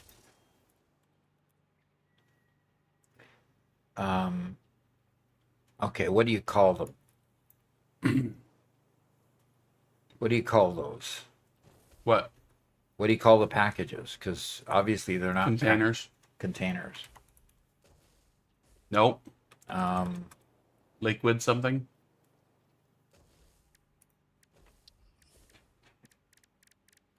Have you unlocked them yet? I sure hope so. If I've unlocked the packager, I would hope that I've... A canister, they call them. Canister. Ah. And they are made in a... just an assembler. I mean, just a constructor. Straight from packet. Straight from plastic. So... I'll take this plastic line and... Okay, so that tells me my orientation. That I want to basically have them across here so I can just split from that line and bring them in. Volocum says, he says, that saying the database is currently up. Now I just have to get my dad to actually store his documents in it like it's a database. So you're going to store Excel documents in your database? Is that what he's saying? He didn't specify what kind of documents. Okay. Now, Doc, it's obviously super easy to get users to use a database properly and only put the right kind of information in a database, right? No, it's not easy. Honestly, it is not easy. Okay, so this is a constructor and the output. Oh my What? Welcome says about 2 terabytes of Excel and PDF files. Okay. That's a bit of data. If that's the case, you're going to have a hard time storing them in an Access database anyway. You're going to need something much larger than that because once you get to 2 terabytes, you exceed the size of your Access database container. I guess I would imagine that the database is there just to store the metadata, right? Not to actually extract and organize every piece of every spreadsheet. Not every piece of every spreadsheet. You can store the spreadsheet as a whole. Yeah. Or you can extract the data from the spreadsheet and put it into a table. Right. But if you're storing PDFs, it'll store the PDF itself. This will make 60 canisters per minute with only 30 plastic. That's pretty good. And how much? Okay. Let me put a packager out here so I can see what the packager will do. Okay, yes, I'm missing rubber. I'll go grab some rubber.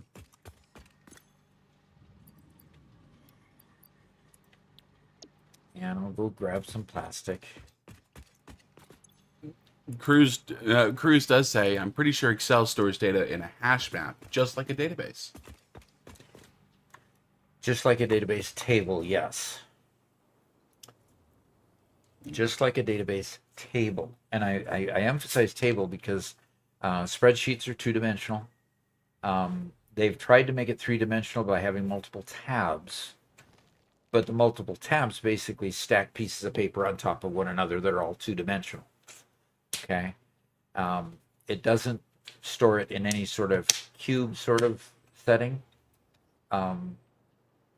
Which databases, when you can link multiple when you can link multiple tables together, create more of a three-dimensional look at it, being able to grab data from multiple tables. But Doc, my spreadsheet has pivot tables with with multiple sheets, and they all link together. Isn't that a database now? No. Databases have pivot tables as well. Okay. What Volocrum's referring to is he set up a NAS, and there's 11 terabytes of storage space on there. He just needs to sort his documents by their client name and such. So he's not referring to a database as in the same technical manner you're using the word. He's referring to a data storage solution. Yeah, if it's just data storage, yeah. Oh, brother. I'll just put the thing down here. I just need to examine it.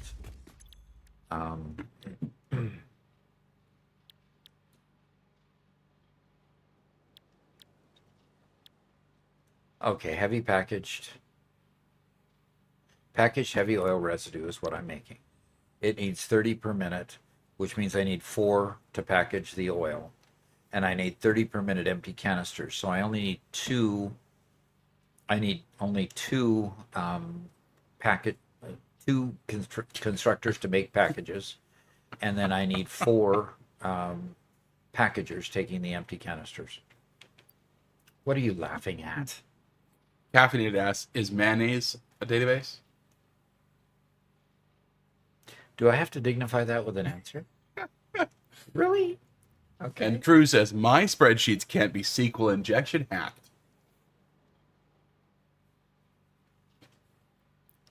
Well, that's good. Okay. Okay. And good morning, Pico Orbs. Good to see you again. Yeah. So I've got these configured wrong, so I will redo those. And Bob says, okay, but can Relish be a database? Oh, brother. No, the problem is that, again, these are very one-dimensional flavors. What you have to do is you have to make multiple layers. You start with a layer of bread, then some mayonnaise. Then typically you need to have a particular thin sliced layer of, we'll say, a meat substance of some kind, maybe some cheeses. Then you can add the relish and another layer of mayonnaise and bread. Then what you have is you have these stacked layers of information, of data, multiple flavor profiles, and together they're a database sandwich.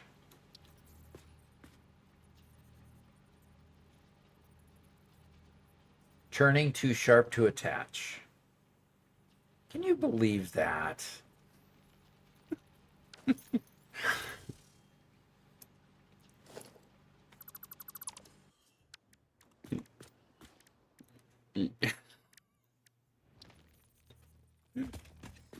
Are you getting any traction to your statement?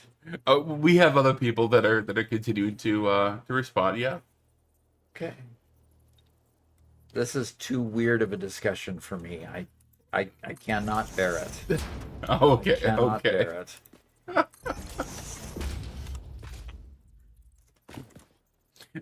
Captain Namey says, for me, I use Microsoft Access for my database. Should I be using something else? It depends on what your need is.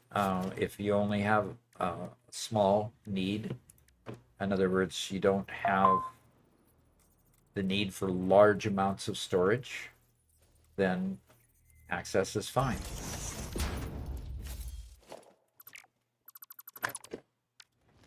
But, you know, once you get to the point where your need is greater,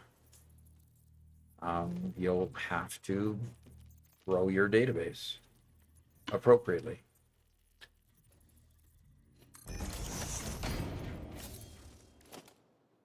Archon asks, Doc, are you getting ready to disown Robert? I don't know. Contemplating it, that's for sure.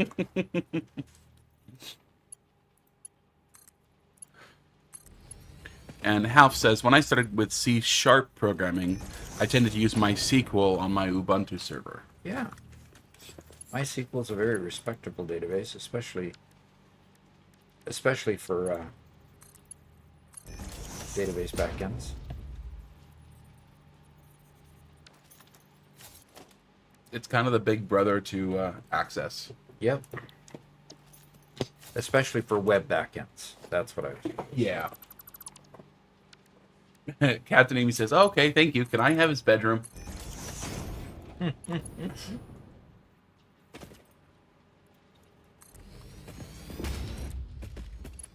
He didn't say no. I'm a bit worried.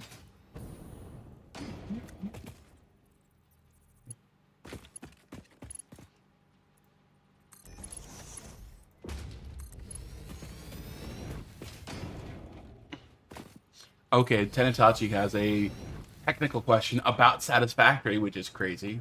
Okay, which is crazy. Well, you know, I mean, Satisfactory isn't a database. Okay, it isn't a database. You're right. Yes, Whitestone. Robert's just the messenger here. You're absolutely right. I'm just the messenger.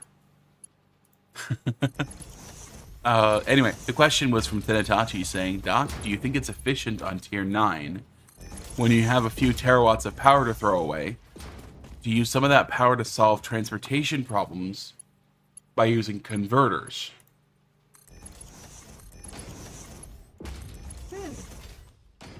Now that would be an excellent use of a converter.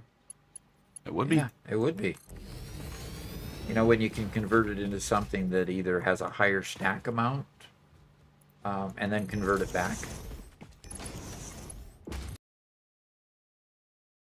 That would be an excellent use of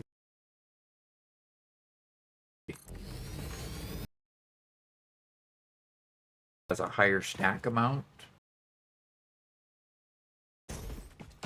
Or just complete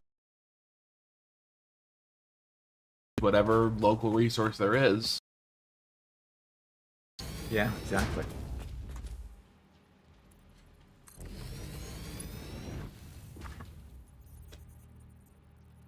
Vendi also says it also depends on what you need to connect the database to, or Yep. what database you use. Yeah, like I used Access to connect to a SQL Server database for a long time. In fact, the database, the data warehouse that I talked about, and how I developed it early on, used an Access front end and a SQL Server backend. So all the data was stored on SQL Server, so I had all the space I needed for data storage. I wasn't limited by the actually 2 gigabyte limit in Access, but Satisfactory manages it just fine. Microsoft Access manages it just fine as a front end. So, okay, I've got enough packages being made.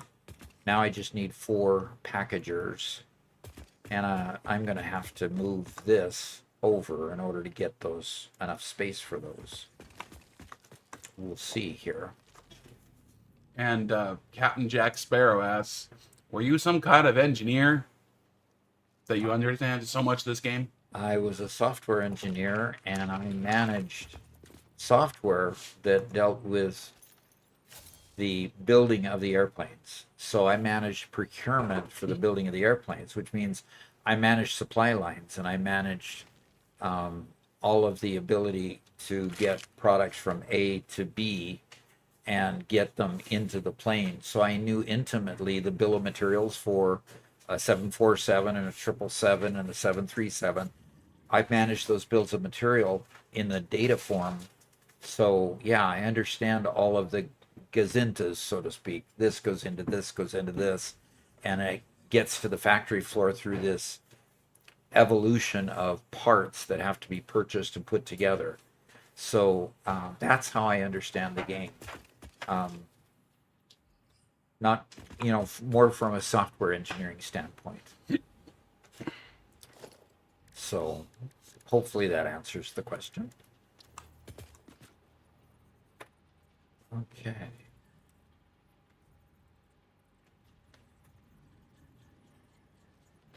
Doc's been talking all this silly database stuff since my earliest memories. And he calls them silly.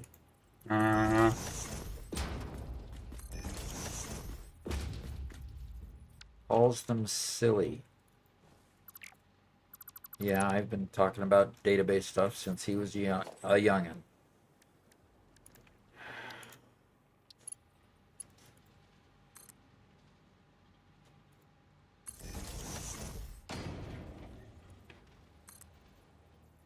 No, I shouldn't call them silly. Yeah, but we've talked a lot about database stuff over Yeah. the time. So, and who is... I actually quite enjoyed. We ran a bookstore for a number of years. I started the bookstore, and Doc helped me with the software side of it, and it was a whole lot of fun to go through a process where I wasn't just listening to Doc talk theory of how to build a database and stuff. Because, Doc used to rant about that too, even back then. I was able to instead be a part of the building of the database and learn and try to be the quote customer that Doc wouldn't get angry at and rant about when he gets home. I wish they had a merger splitter type of thing. Okay. In other words, I need to put a single device in here. Well, a splitter might do it. I need it to go from here to there. But the problem comes in the second one. This one, I need 2 inputs. To input. In other words, I need to be inputting from this output to this input. So I need it to be a combo merger splitter. Oh, yeah, you don't have enough room for that. I don't, because it's not in one device. If it were in one device, I could do that, but it's not, so I can't. So in other words, I have to move this. Apparently, we've been having some issues staying connected. Really? Yeah. Yeah, 5 minutes ago we lost something. Lost a bunch of people. And Cordman says, just scale it all down. No. And Doc, we've had that same issue with this current recording that we've had before, where OBS randomly just doesn't record audio. Which recording is that? On Doc Solo. It's not going to cause a problem this time. Because we have backup audio at least. But for some reason it just didn't get audio again. Any audio? Correct. It didn't connect correct audio for 2 short clips. We have the audio for all the longer clips. So we'll be fine. We'll just be using the camera mic instead of the good studio mic for portions of it. Okay.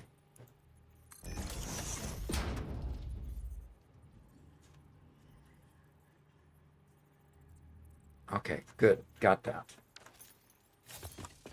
Now I just need to duplicate that one and put it in line with that. And that is not correct. Darn it. Yeah, Whitestone agrees. He says, I want a programmable splitter that you can change the inputs and outputs. Yeah, exactly. That's what I did Do a wrong. both.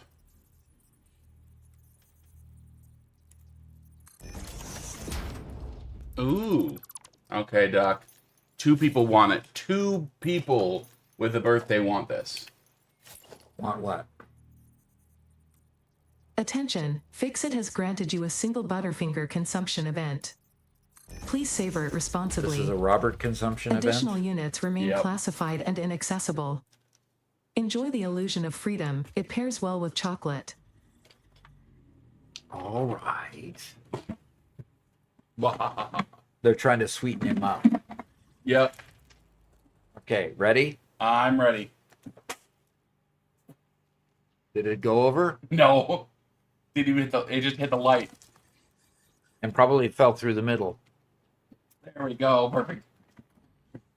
Now we've got 2 Butterfingers that have been lost. Thank you very much, Caffeinated. Appreciate it.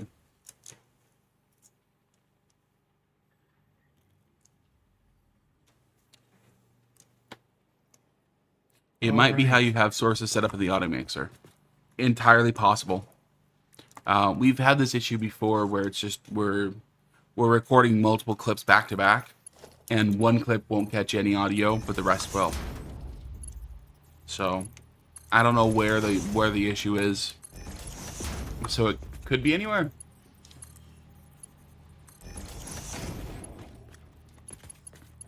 So Debunky says, if I buy a Honda Civic 2006 and then use it to walk home, how many milk supports do I need to finally reach phase 12 in Satisfactory so I can finally eat my water and go to sleep? I'm getting tired. Well, first off, if you buy a Honda Civic, I hope you're not going to use it to walk home. Uh-huh. How many milk supports do I need to finally reach phase 12? Doesn't have phase 12 phases. So that would be a little bit challenging.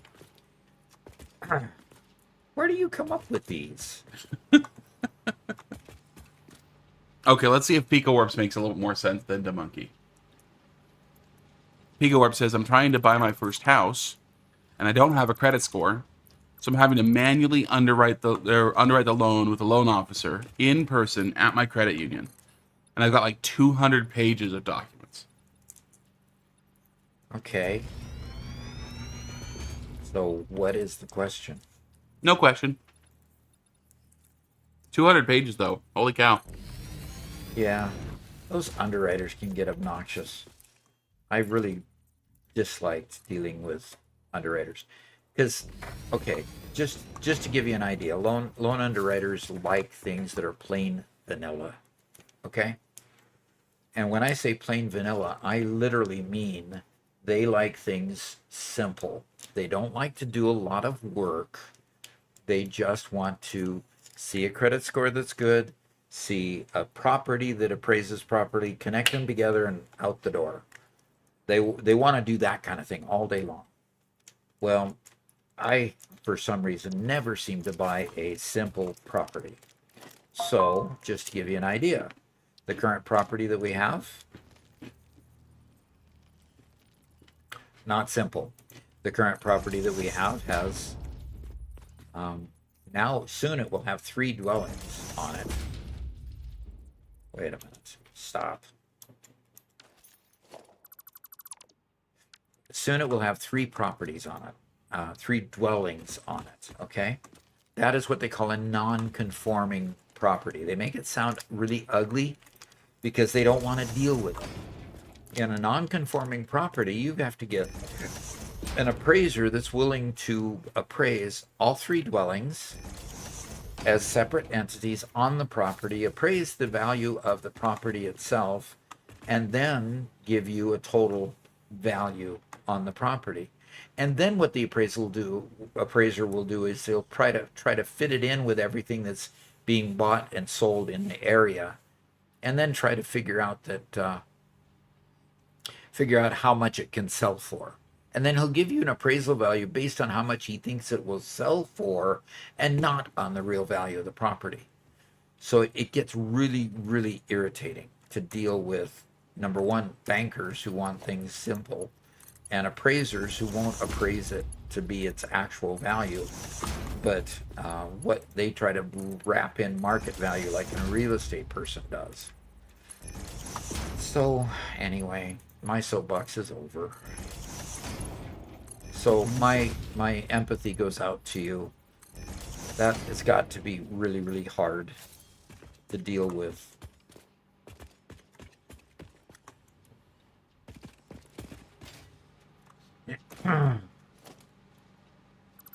Caffeinated does admit, he says, I once gave Robert a stack of diamond blocks in Minecraft, so I think he's sufficiently sweetened. And yes, he did. Full stack. A full stack of diamond blocks. Yeah. Wow, he was being generous that day, wasn't he? He was being quite generous.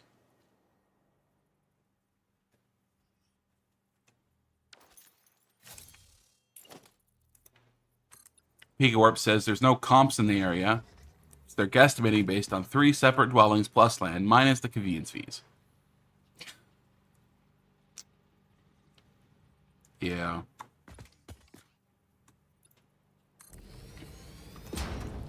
Yep. All right, come on. Yeah, I'm gonna get this thing built yet. You know Yep, Sunday. what? Someday. Someday, you say. Okay, good. I thought you said someday. I thought you said Sunday at first. Oh. No, it'll happen before Sunday.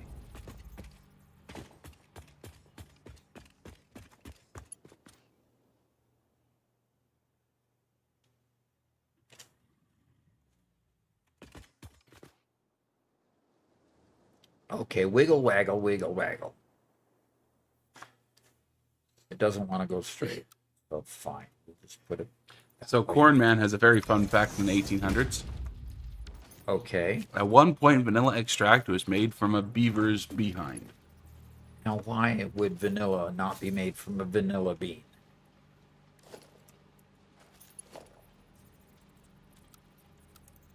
I think it's because, well, synthetic vanilla didn't exist yet, which is what we use most of the time. And the process of, I think vanilla beans were just super rare as opposed to beavers were, Not? yeah, Beavers rather were just abundant. not rare? Yeah, they, if I remember correctly, they have a particular scent gland, basically, that they're stealing from the beaver, that they're, taking from. Interesting. And now it's just completely unnecessary, so it just doesn't exist anymore.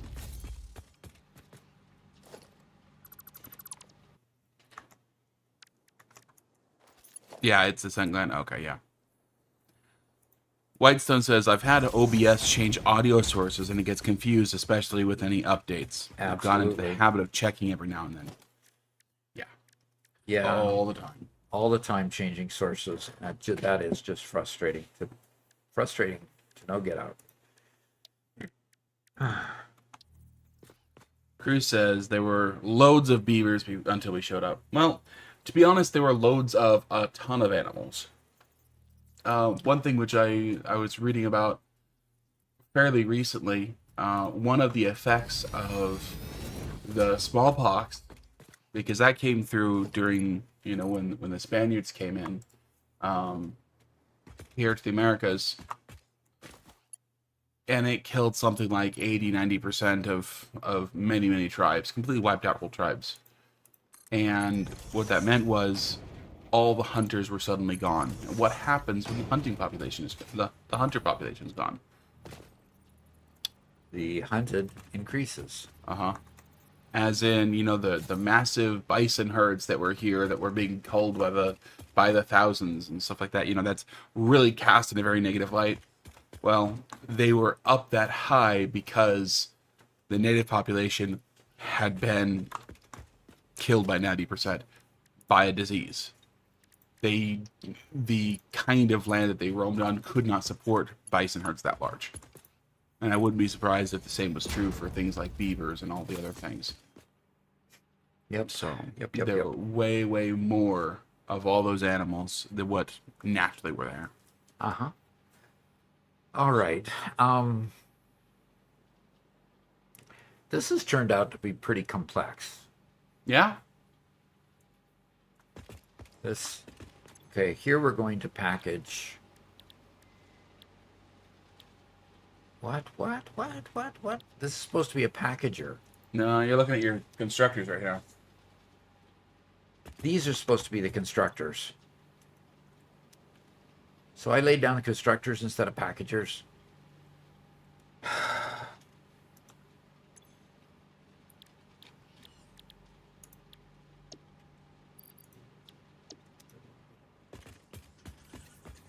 Yeah, the Spanish conquering of Central America happened in the 1500s. It was... the population still hadn't recovered, right? So... and to be fair, during the 1800s and the expansion west, the bison were hunted to eradication to starve out the plains tribes. Says What? Underground. Now that's a version I hadn't heard. Yeah. Whitestone says, "All right, I'm off. Have a good stream, all." Oh, all right. There were a lot of conflict, a lot of different reasons why all that happened. Yeah, and you know, a lot of times you'll get somebody surmising that there was a reason rather than finding an actual document that says, you know, by legislation we are deliberately doing this. So, Yeah, and Jake Dacey says, reintroducing wolves to Yellowstone has had a positive effect on the park because it helped it recover from overgrazing by the elk. And yeah, that's a similar situation where... now we have a packager where packagers are supposed to be. Good. That's a similar situation where, yeah, the way too many herbivores, not enough carnivores. So... and Cruz says, yeah, it makes sense, but will always be speculation at the end of the day. No way to get real data. Absolutely. Absolutely. I was only speaking from another piece of the puzzle, which sounds like it makes sense. Like it could have an effect.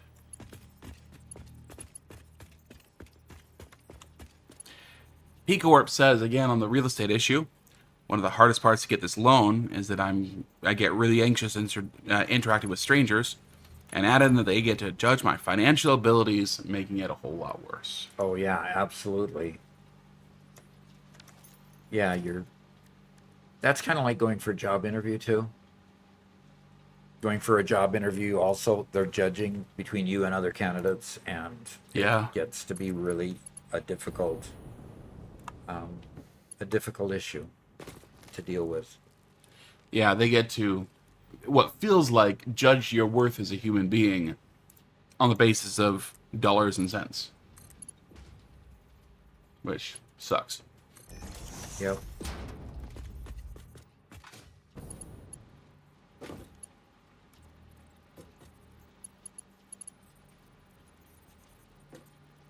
Why can't we just join like this?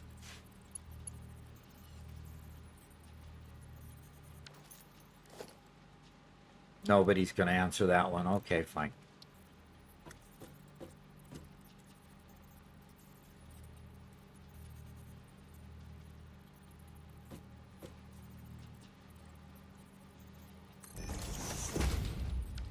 And this better be good enough. Get in there. Good. Okay.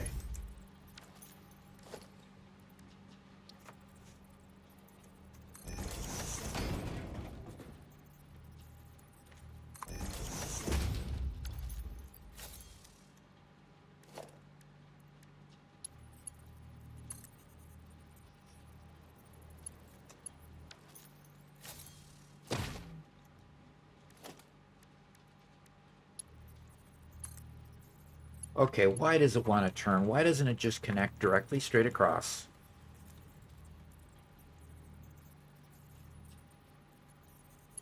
Come on, this is stupid.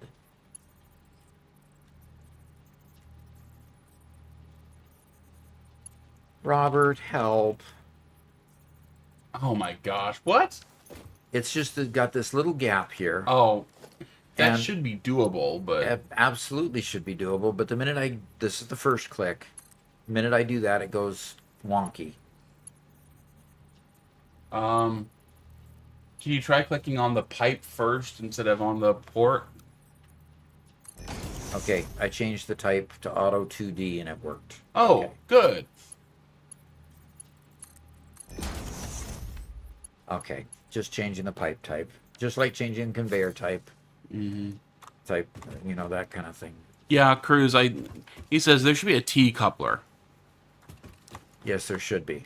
You And- should be able to just hit this and hit that, and it should automatically put a T in there. Yep.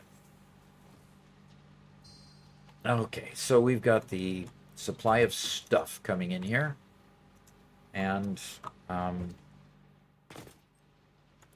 the packager is now going to be set to make heavy oil residue. Packaged heavy oil residue. Jan says, that's ecology for you. It's always an action-reaction type of deal when it comes to the population of different animals and plants. Really fun stuff. It's a very fine line that has to be upheld for an ecosystem to work as it should. Yeah. I generally agree, except for the quote "as it should" part. Different ecologies are different, and they're always changing. You know, So, I think the only argument for "should" is as it currently is. yeah. But The interesting, I watched an interesting video. I'm trying to remember. It was an island. It was an uninhabited island that was only like 400 square miles. okay, Just a really teeny island, and it had a ton of seals, and water birds. Okay, so man came in and started harvesting all the seals. And when man came in, they also, because they brought in ships that had rats and mice on them, they brought in mice.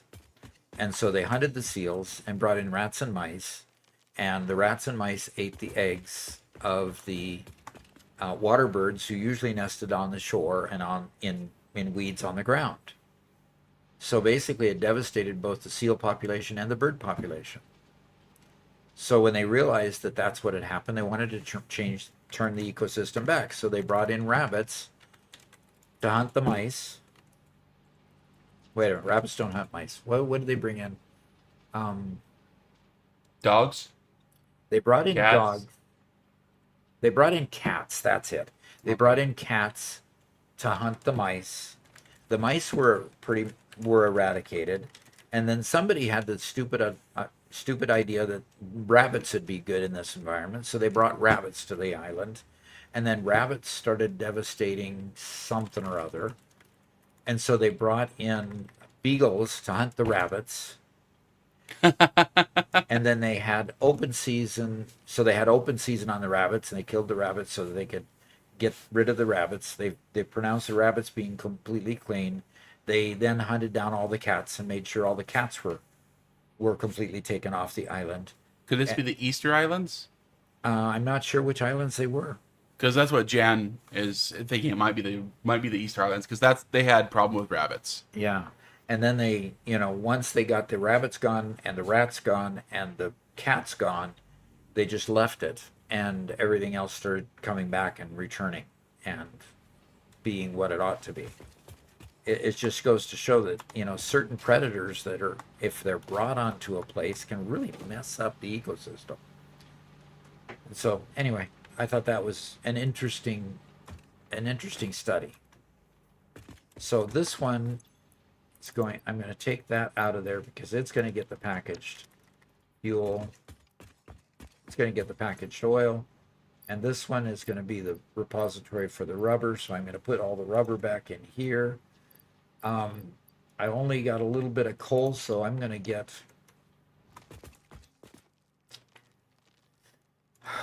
these started so they can start filling each other up. Where is the power pole over here? There's the power pole. And Jake Dacey says Macquarie Island. Macquarie Island was that island? Okay. It was very interesting. And I might not have the exact details right, But it definitely was a very interesting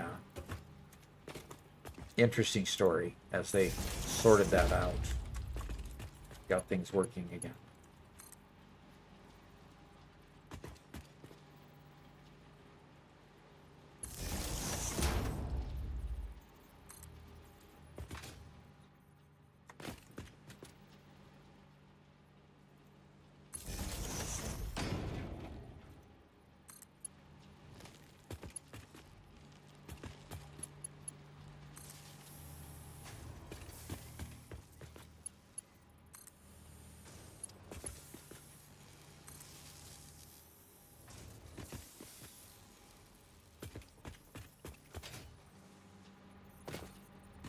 What?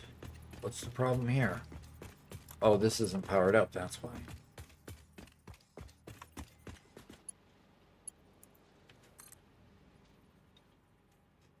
That one is powered up. Goofy Gaming is here. Says hi. Hi, hi. Okay, so now the rubber's running in there. And these packagers should start running here shortly, but come on. Okay, not getting empty canister. Oh, no power?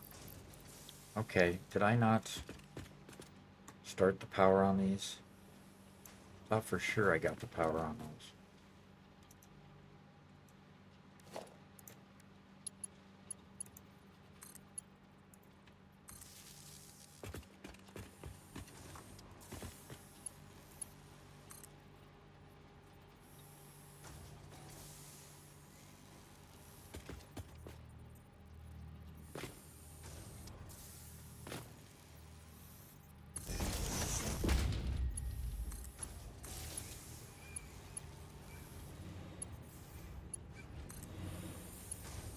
Tenitachi says, Doc, could you do a video on compact balancers that can be built on a blueprint? Compact balancers. Interesting thoughts. Probably could, Robert. Let's put that on the list. Sure. Let's see. I'll play with play with that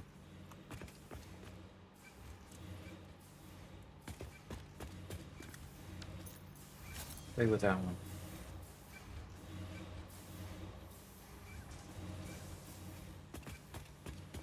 We could work on that. Yep. Okay, Half is heading out. He says, been great, folks. Have a good day. Okay, good. Thanks for joining.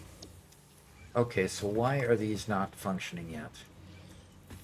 Okay, because they don't have enough plastic yet. Okay.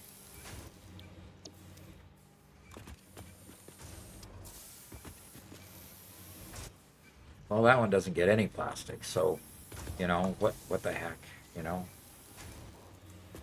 Because I disconnected it.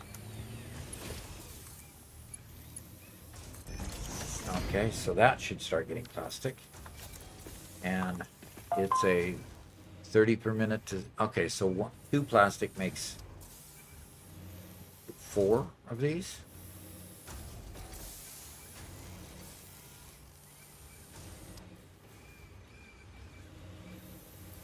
Okay, it'll take a while for everything to get ramped up here.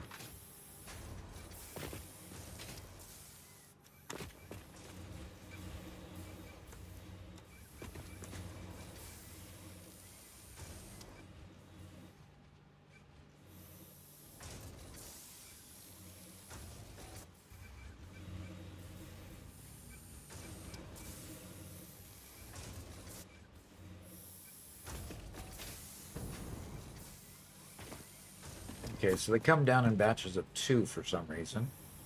I've got 6 machines working on it.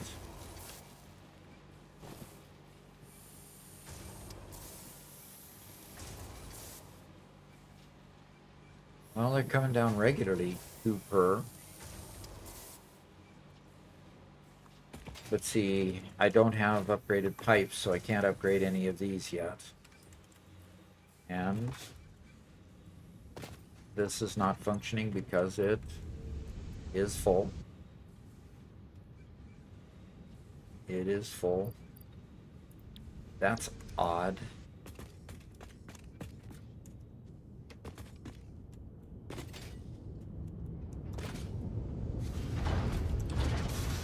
Okay, this is completely full.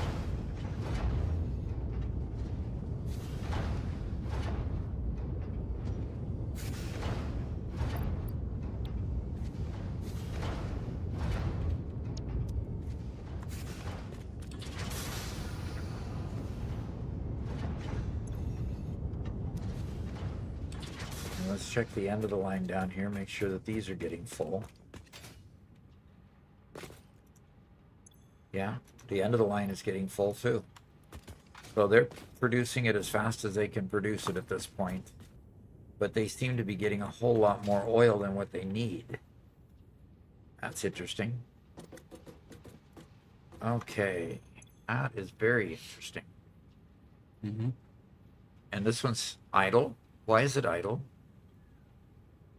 It's got 50 oil residue. It's not getting the oil out of here. That's part of the problem. I bet you a bunch of those are having the same problem. Yeah. We got plenty of... Well, you have Sarah making packages. Exactly. I'm going to pull a bunch of these. I'm going to pull 2 stacks of these out. Front load the packagers with them. With it. Okay. To get them packaged out quicker. Yeah, Sure. to get them loaded faster. Okay.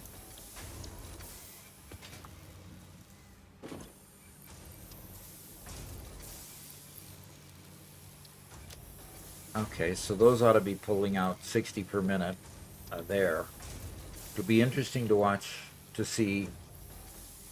We're not getting enough plastic production at this point to keep these full. So I'll come back a little bit later and check and see if they're diminishing in their quantities here.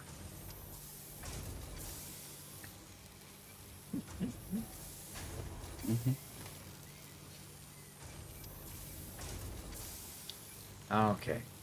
Yeah, they're diminishing very slowly, but maybe that'll reverse itself when they actually start getting to full production there. Yep. Because, I mean, the rubber's producing just fine. Got good amounts here. And then let's see if we're getting any packaged. We're getting no packaged fuel yet. Packaged oil yet. So what's going on here? We've got 68 sitting in there. Okay, why don't we have... Did I not connect? I didn't connect up the outputs here. That's part of it.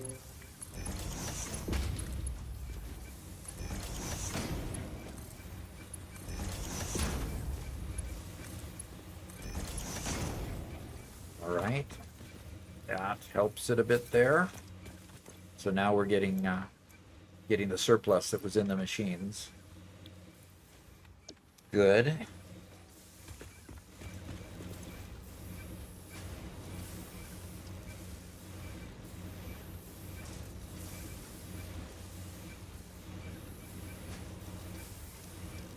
If both of these are running full tilt, these are barely going to get enough just in time to get more. Right now, we've got a lot of heavy oil residue coming in here. Oh,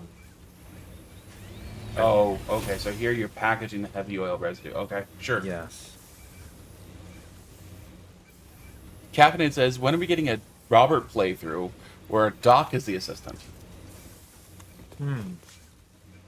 When's that going to happen, Robert?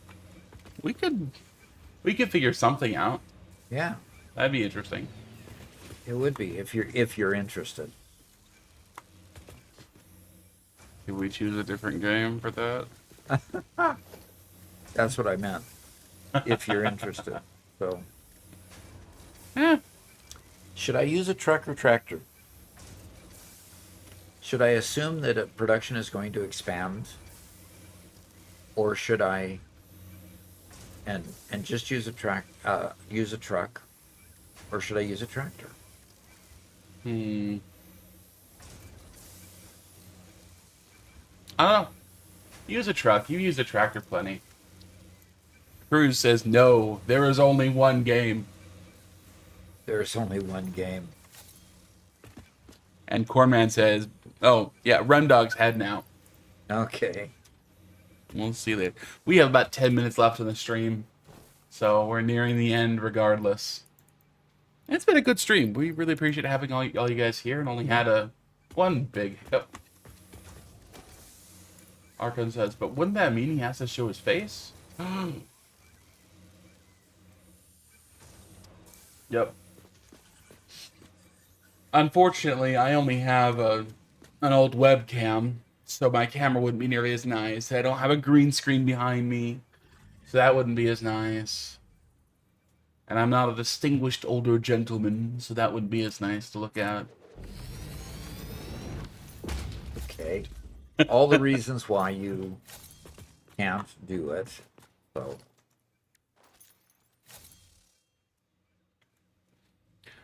I gotta fuel this beast. Okay, Stefan says, Doc, how do I get my machines to all come out the same color?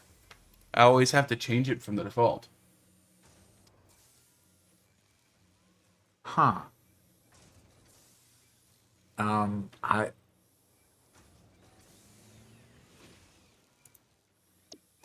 Just a second here.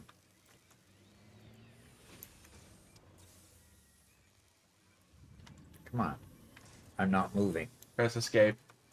You have your little debug window open. Okay, there we go. I don't know how I opened the debug window.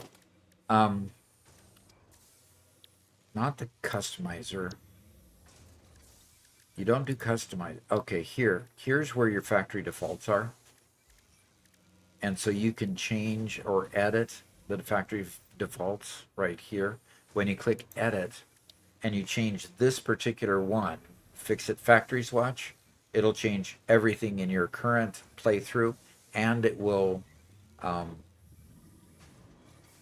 change anything in the future to that same swatch. So right now we've got specific preloads here, and we load them by number.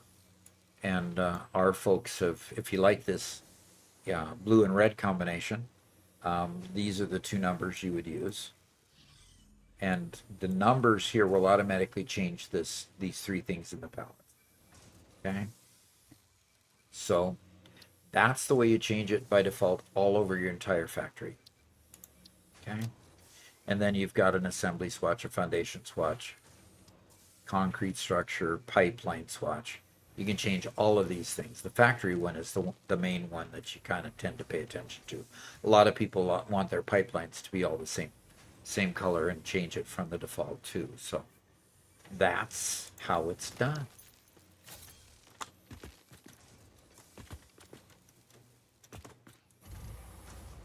Okay, and I'm going to press Q here, and I'm going to start a recording, and then put Q to get rid of the menu, and I'm going to drive it home. And Stefan I don't says, have another place. Doggone it. Oh, I don't have the other side of this, end of this, so stop the recording. And delete path. Delete path nodes, delete path. And I don't have the other side of this, so.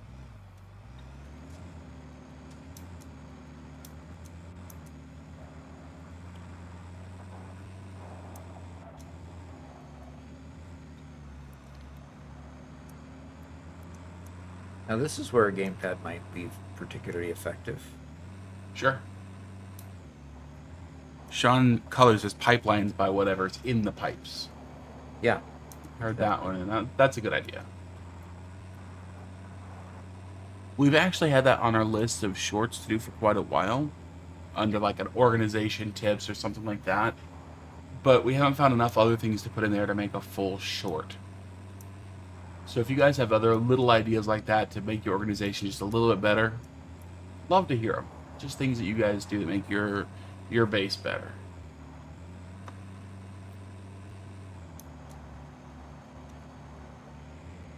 This is really quite the journey, and as soon as I can afford to build paths, an actual highway, I think I will. Yeah. Can't go through hypertubes. Nope. Well, Doc, I think for today we're getting that truck line set up and wait till Thursday before we actually run the truck. Okay. So Cornman says, why not use a train? Because I haven't unlocked trains yet. There you go.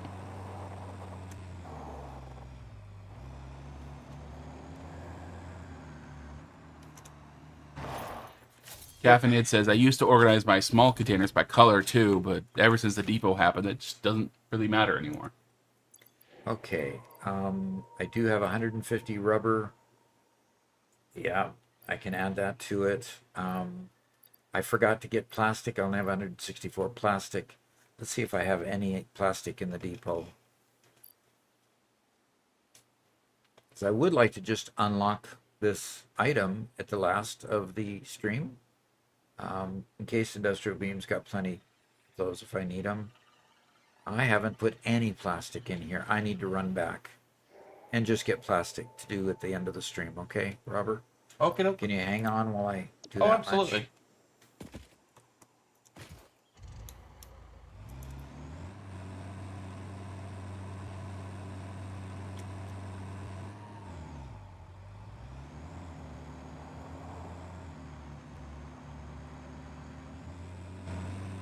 So, Bacon, we were playing around with the scaling yesterday or the day before, off stream, and we scaled down a manufacturer so it looked like just a tiny little, like a square foot little guy, and then attaching 4 normal size conveyors to it as the inputs was quite amusing.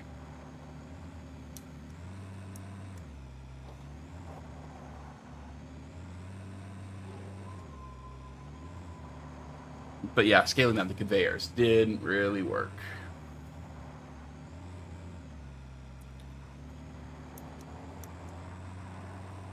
Scaling up the conveyors worked. Yeah, Yeah. these teeny little things going on these huge conveyors.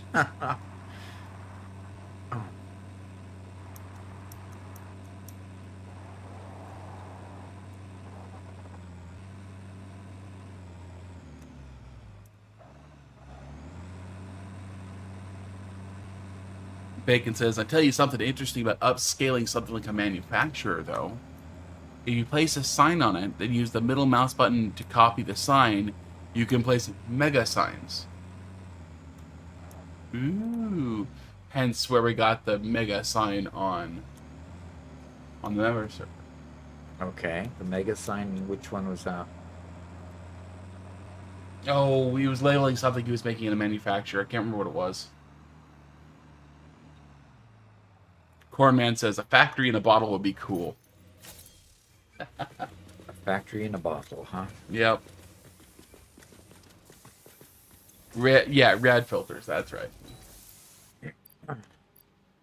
Okay, so how are our packagers doing? And look, they're already empty.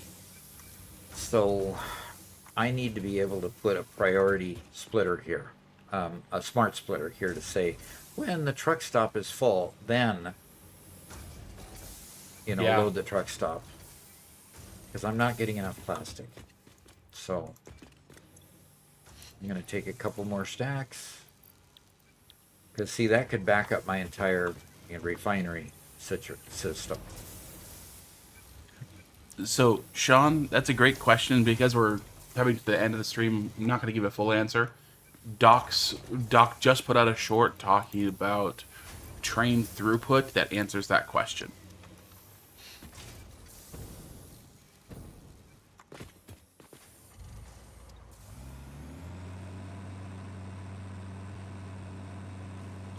And Joe Thin says, big fan, Doc. Thanks for all the guides. You're very, very welcome. I love putting out those guides. They helped me when I started so that I could learn the game. And every once in a while, Robert zings me when he builds a script Every once in a while, he zings me with something I don't know and lets me discover it when I'm reading the script. That's kind of funny sometimes. Yeah, especially now that we're doing the shorts live with members. It's even funnier then, right? Yeah. So, guys, just so you don't know, so you know, since we have some people here who haven't heard this before, if you become a member on YouTube or a subscriber on Twitch, one of the things you are able to do is when you join our Discord, you can come join us for a members-only stream through Discord, where Doc records his next episode. So we record a couple of shorts and his next long-form video, and then we just hang out for a couple of hours. So if you want to come hang out with Doc in a group of maybe a dozen people or so, and you want to get an exclusive preview of what's coming up next. Yeah, and that also comes with being able to ask any question you want, Right. too. So, And just like that, Icelink subscribed with Prime. Thank you very much. So, Icelink, what you'll want to do, and anybody else, go ahead and join our Discord now. There's a link just a little bit up in chat there. I'll go ahead and post it again just to help you out there, and on YouTube as well. If you join the Discord, and then when in the Discord, you go into your user settings. That's the gear icon on the bottom left. And you go to connections, and you connect it to your YouTube or your Twitch account, whichever you use to become a member. Then what will happen is you'll automatically get upgraded to being a member there on a Discord. You'll get access to exclusive forums. You'll get access to our multiplayer Satisfactory server, our Minecraft server, as well as the ability to come on Fridays in the afternoon to our recording sessions. all right. We are putting lots of the rubber, and where are my... Okay. I need to pull only 50 more out of here.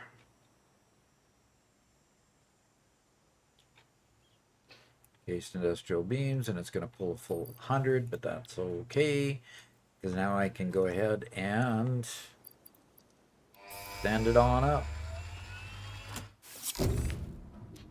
All right, petroleum power unlocked. Milestone reached. It is my honor and privilege to inform you that the fuel-powered generator, as well as the industrial fluid buffer, are now available. Due to a lack of gold in your sector, Caterium will be required to construct the fuel-powered generator. Okay, Additional research and development relating to this new material can be done in the I man. gonna have to tap into that mine that I found. That was it Adresteo or Lexi that Lexi was helping you find that. Lexi was helping me find. So tier 5, I've unlocked all of tier 5. Now it automatically pushed me to tier 6.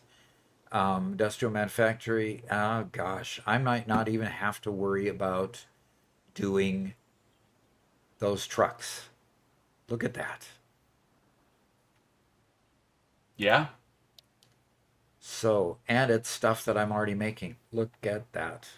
How about we just jump straight to trains then? Yep, I think we're just jump straight to trains and not worry Awesome. about those trucks. We will do that. How about that? A dock run without any trucks. A dock run without... Well, we do have one truck route. That truck route that's bringing the sulfur in. Ah, So we can replace that one with a train over there too. cool. And so we'll start linking all of the various areas with trains, and way cool. So the beginning of next one on Thursday morning, we'll start with finishing out these. Now, have we had any votes as to what the members want to do with our member server? It looks for right now they want to just kind of continue building. Somebody's building up nuclear and some other little things, Okay. but Not me. Deep in T8 with 0 trains and 1 truck. everything's conveyors for Sean. Oh wow, Sean likes conveyors, and that's out of and the one truck is out of fuel. All right, well good. Thanks everybody for coming. Appreciate it. There's 79 people on board with us still at this point. Had a couple ups and downs, but we're gonna work on fixing that with our second Starlink connection that we're going to have, and put those together and upgrade our throughput. So we should be able to have better quality throughput here shortly. So I appreciate everybody being here, and thanks for coming. Join us again on Thursday morning, and we'll see you later, and hope to see you then. Talk to you later. Bye bye.